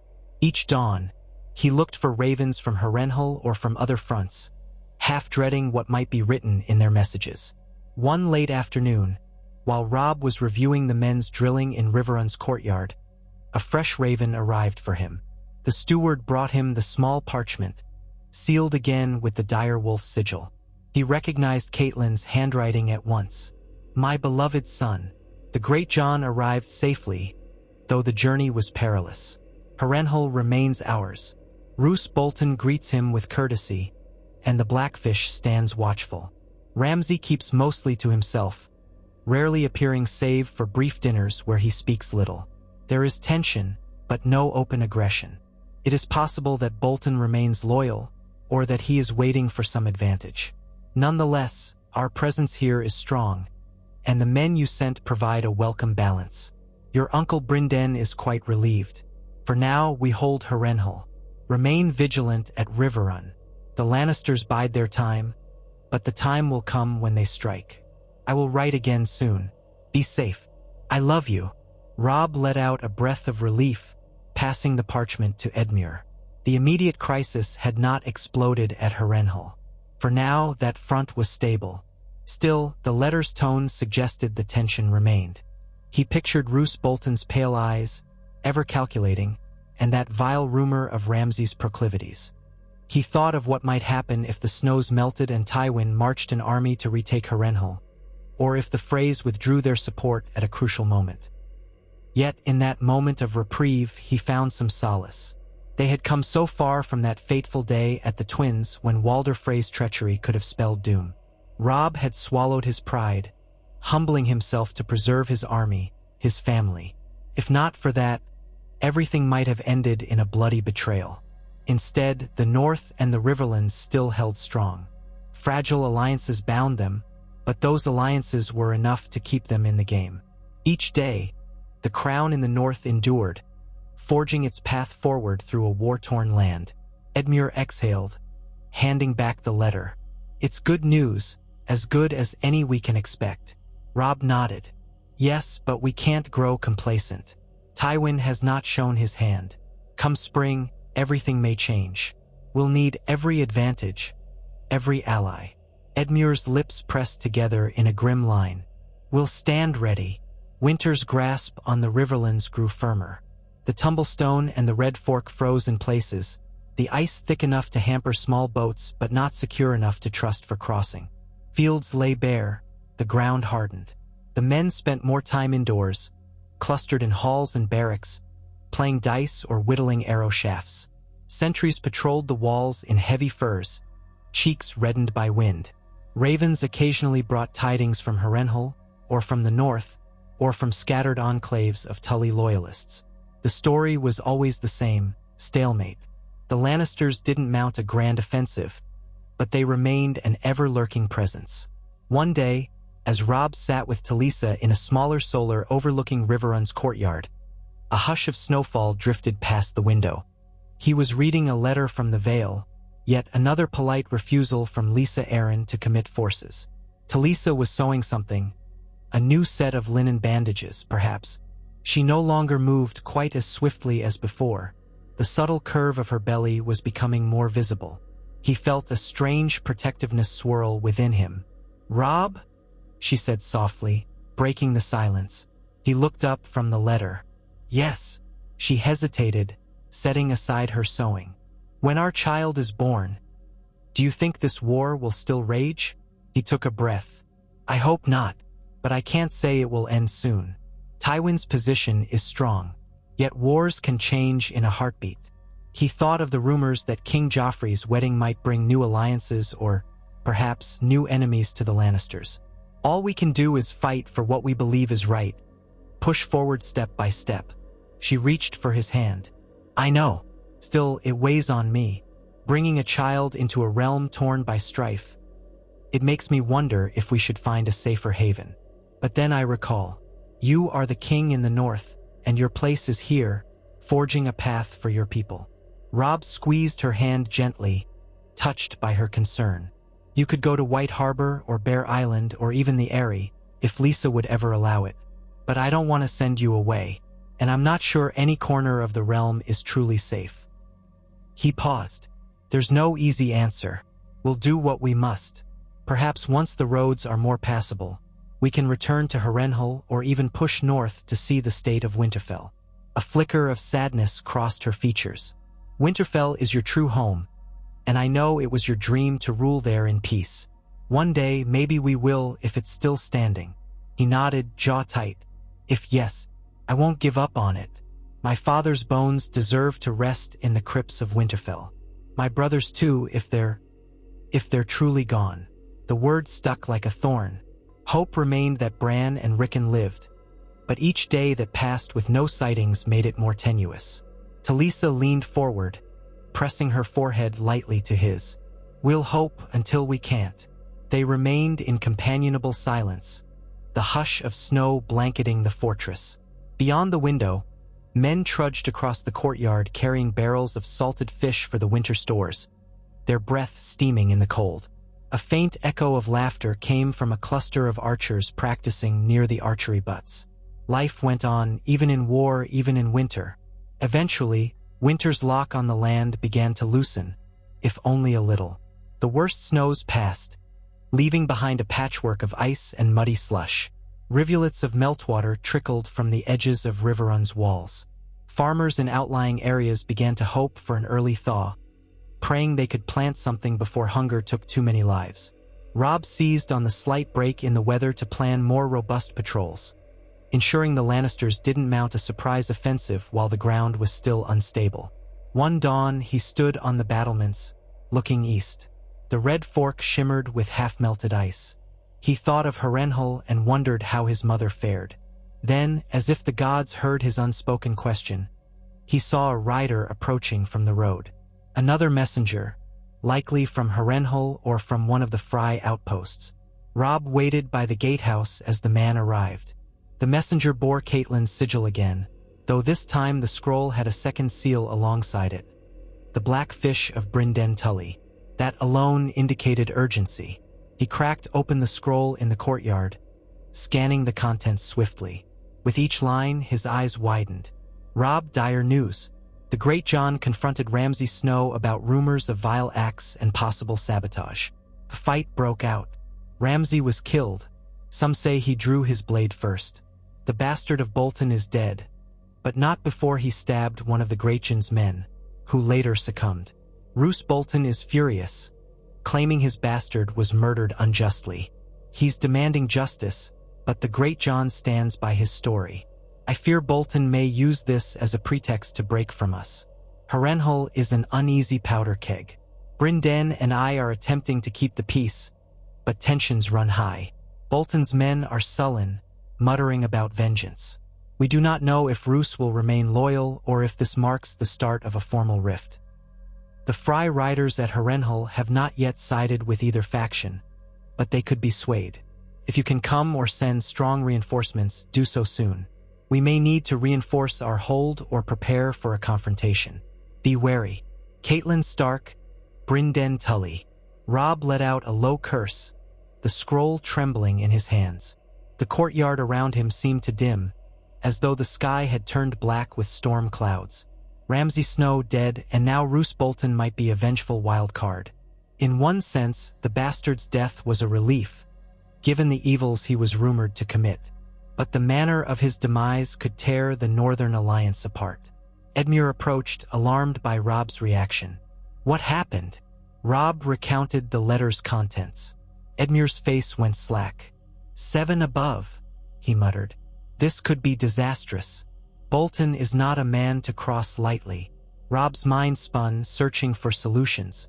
If Roose Bolton declared the Great John a murderer, demanded blood for blood, or worse, switched sides to the Lannisters, the northern cause would bleed. Bolton's men were numerous and strategically placed. Even if he didn't fully side with Tywin, he might withdraw to the Dreadfort, fracturing the Stark alliance. That alone could cripple their ability to hold Harrenhal. Then Walder Frey might sense weakness and tilt whichever way benefited him most. The entire alliance could unravel. His first impulse was to ride at once to Harrenhal, attempt to defuse the situation. But that left Riverrun vulnerable. Plus, it might be exactly what Tywin wanted, draw Robb away. Another possibility was to send a messenger or a skilled negotiator, someone who could speak to Bolton's sense of reason or self-interest. Would that be enough? Or was the man already too outraged? Clutching the scroll, Robb breathed heavily. He recalled the Great John's last words. If that pale leech tries anything, they'll get a faceful of northern steel. Perhaps the Great John had forced the confrontation.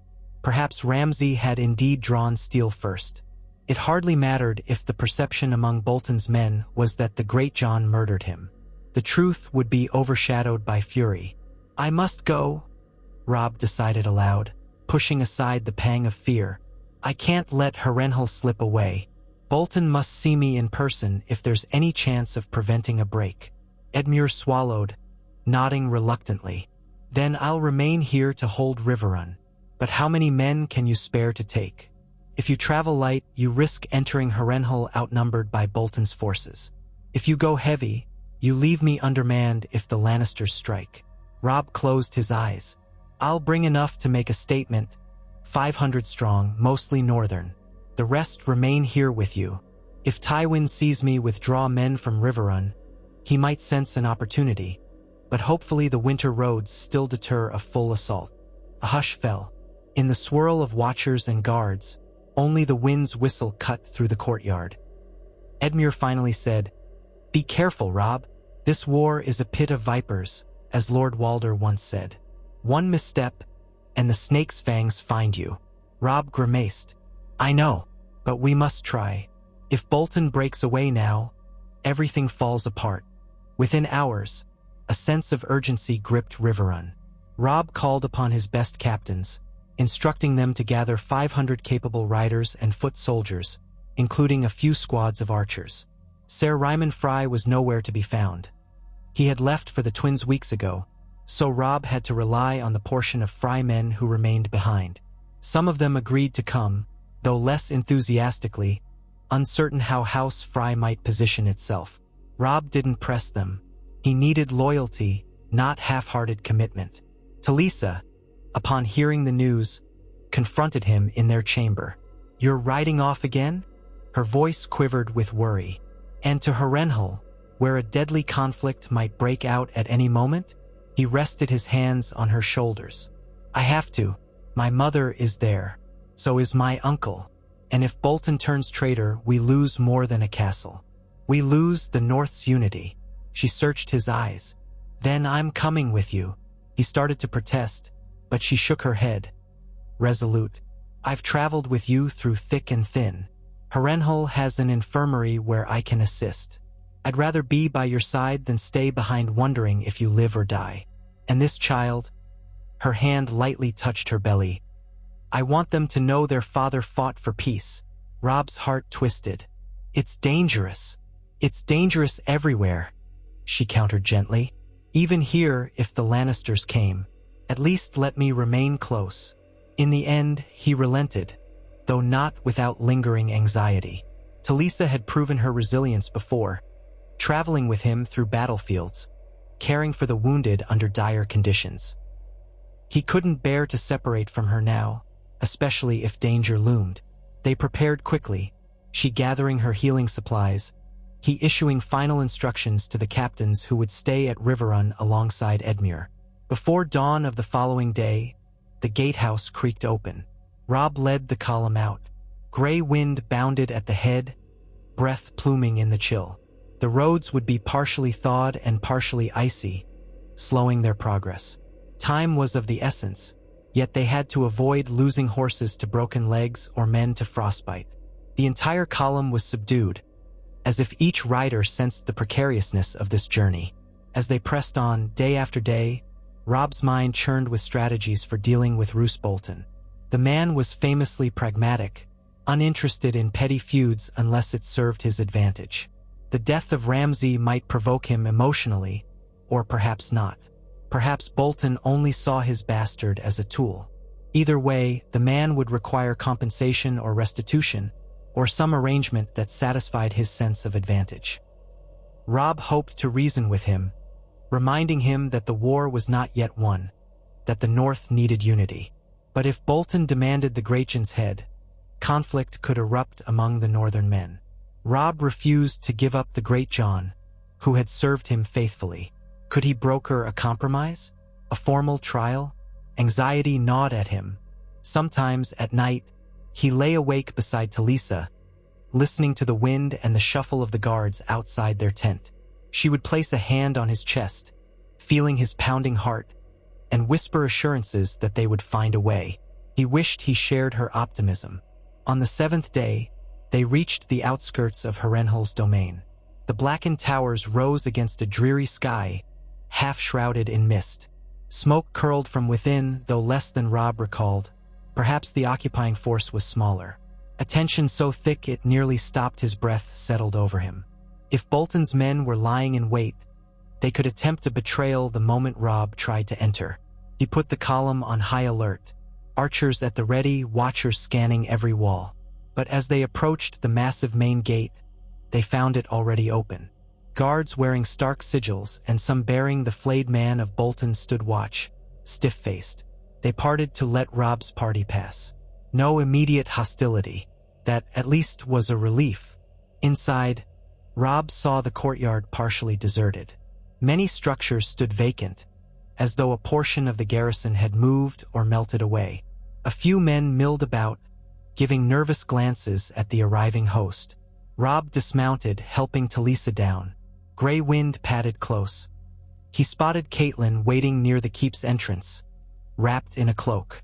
Her face showed a mixture of relief and worry. He crossed to her at once, embracing her briefly. "Where is Bolton?" he asked quietly. She gestured. "Inside with your Uncle Brynden. They've been intense discussions. The Great John is there too, refusing to budge. Come, hurry." Robb quickly left Talisa in the care of a small group of loyal guards. then strode into the keep. The corridors were dim, lit by flickering torches. At last, they reached the great hall, that cavernous chamber with high ceilings scorched by ancient dragon fire. There, a cluster of men stood in the center. Brynden Tully, tall and stony, the Great John, bristling with impatience, and Roose Bolton himself, pale and composed. A dozen or more soldiers ringed them. The tension crackled like static in the air. Robb entered, gray wind at his heel. All eyes turned to him. Bolton inclined his head with icy politeness. "Your Grace," he said, the words carefully measured. Robb approached, letting the hush grow. He flicked a glance at the Great John, who gave a stiff nod. The big man's hand hovered near his sword hilt, as though expecting trouble.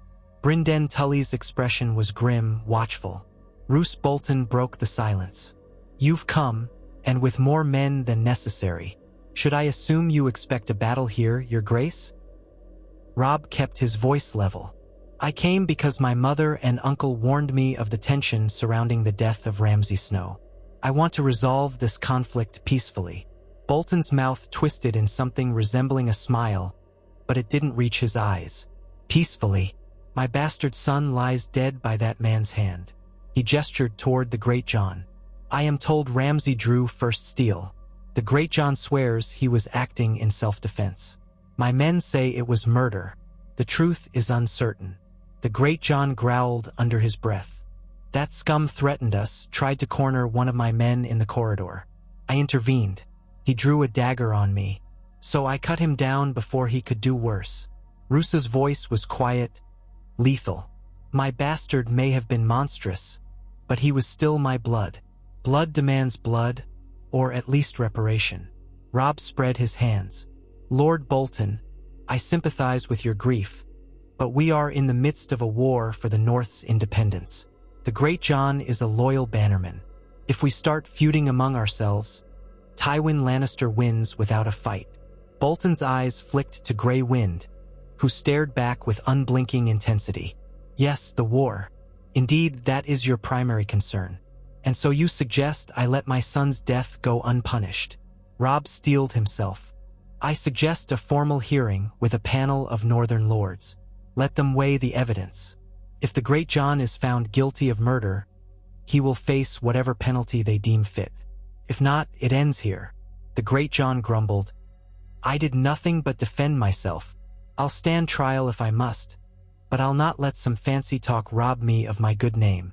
Bolton considered, eyes hooded. "And who would these Northern lords be? So many are scattered or absent. The Manderleys are in White Harbor, fending off Greyjoy raids. The Karstarks? You executed their lord. The rest can't be summoned easily in winter." Robb felt a spike of frustration. "We can gather a few lords who are present. My uncle Brynden, Lord Serwyn if he's nearby, or the Glovers. The point is to ensure fairness. I can't simply hand over the Great John to you." Bolton's gaze lingered on Robb's face. For a moment, an eerie silence stretched. Then he gave a thin-lipped nod. "Very well. I will accept a hearing, but I want suitable compensation if the ruling spares the Great John. My bastard son is dead. House Bolton has a proud lineage. We cannot let such an offense go unanswered." His tone carried the weight of threat. Robb suppressed a surge of anger. He hated the idea of paying blood money for Ramsay's death. Still, if that was the price to keep Bolton from turning traitor, so be it. "What do you ask?" Bolton's eyebrows rose. "I will consider. Possibly a portion of certain lands near the Dreadfort, or the promise of a fostering. Something that acknowledges House Bolton's loss. We'll arrange details if and when the hearing absolves Lord Umber. For now, we maintain the peace." The Great John glared but did not speak. Brynden Tully's jaw tightened. Robb swallowed, remembering that Walder Frey's demands had also seemed insulting, yet conceding had saved them from catastrophe. This might be another such moment. "Agreed," Robb said quietly. "We will hold the hearing as soon as we can gather a small council of Northern lords. In the meantime, we remain allies." Bolton's gaze flicked around the hall, from the Great John's hand near his sword to Grey Wind's bared teeth, to Brynden Tully's unreadable scowl. Finally, he exhaled softly. "Allies," he repeated. "House Bolton remains loyal to the king in the north, provided we see justice done." Robb nodded. "Then let's proceed. The war is bigger than any one of us." A wave of relief, albeit tinged with unease, swept the hall. Soldiers who had been holding their breath eased, stepping back from the brink of drawing weapons. The Great John let out a short laugh, as if to mask the tension. Brynden Tully signaled for men to escort Bolton's retinue to a separate chamber, where they could discuss details in a calmer setting. Robb felt his pulse still hammering, but at least for now, no blood would be spilled within these walls.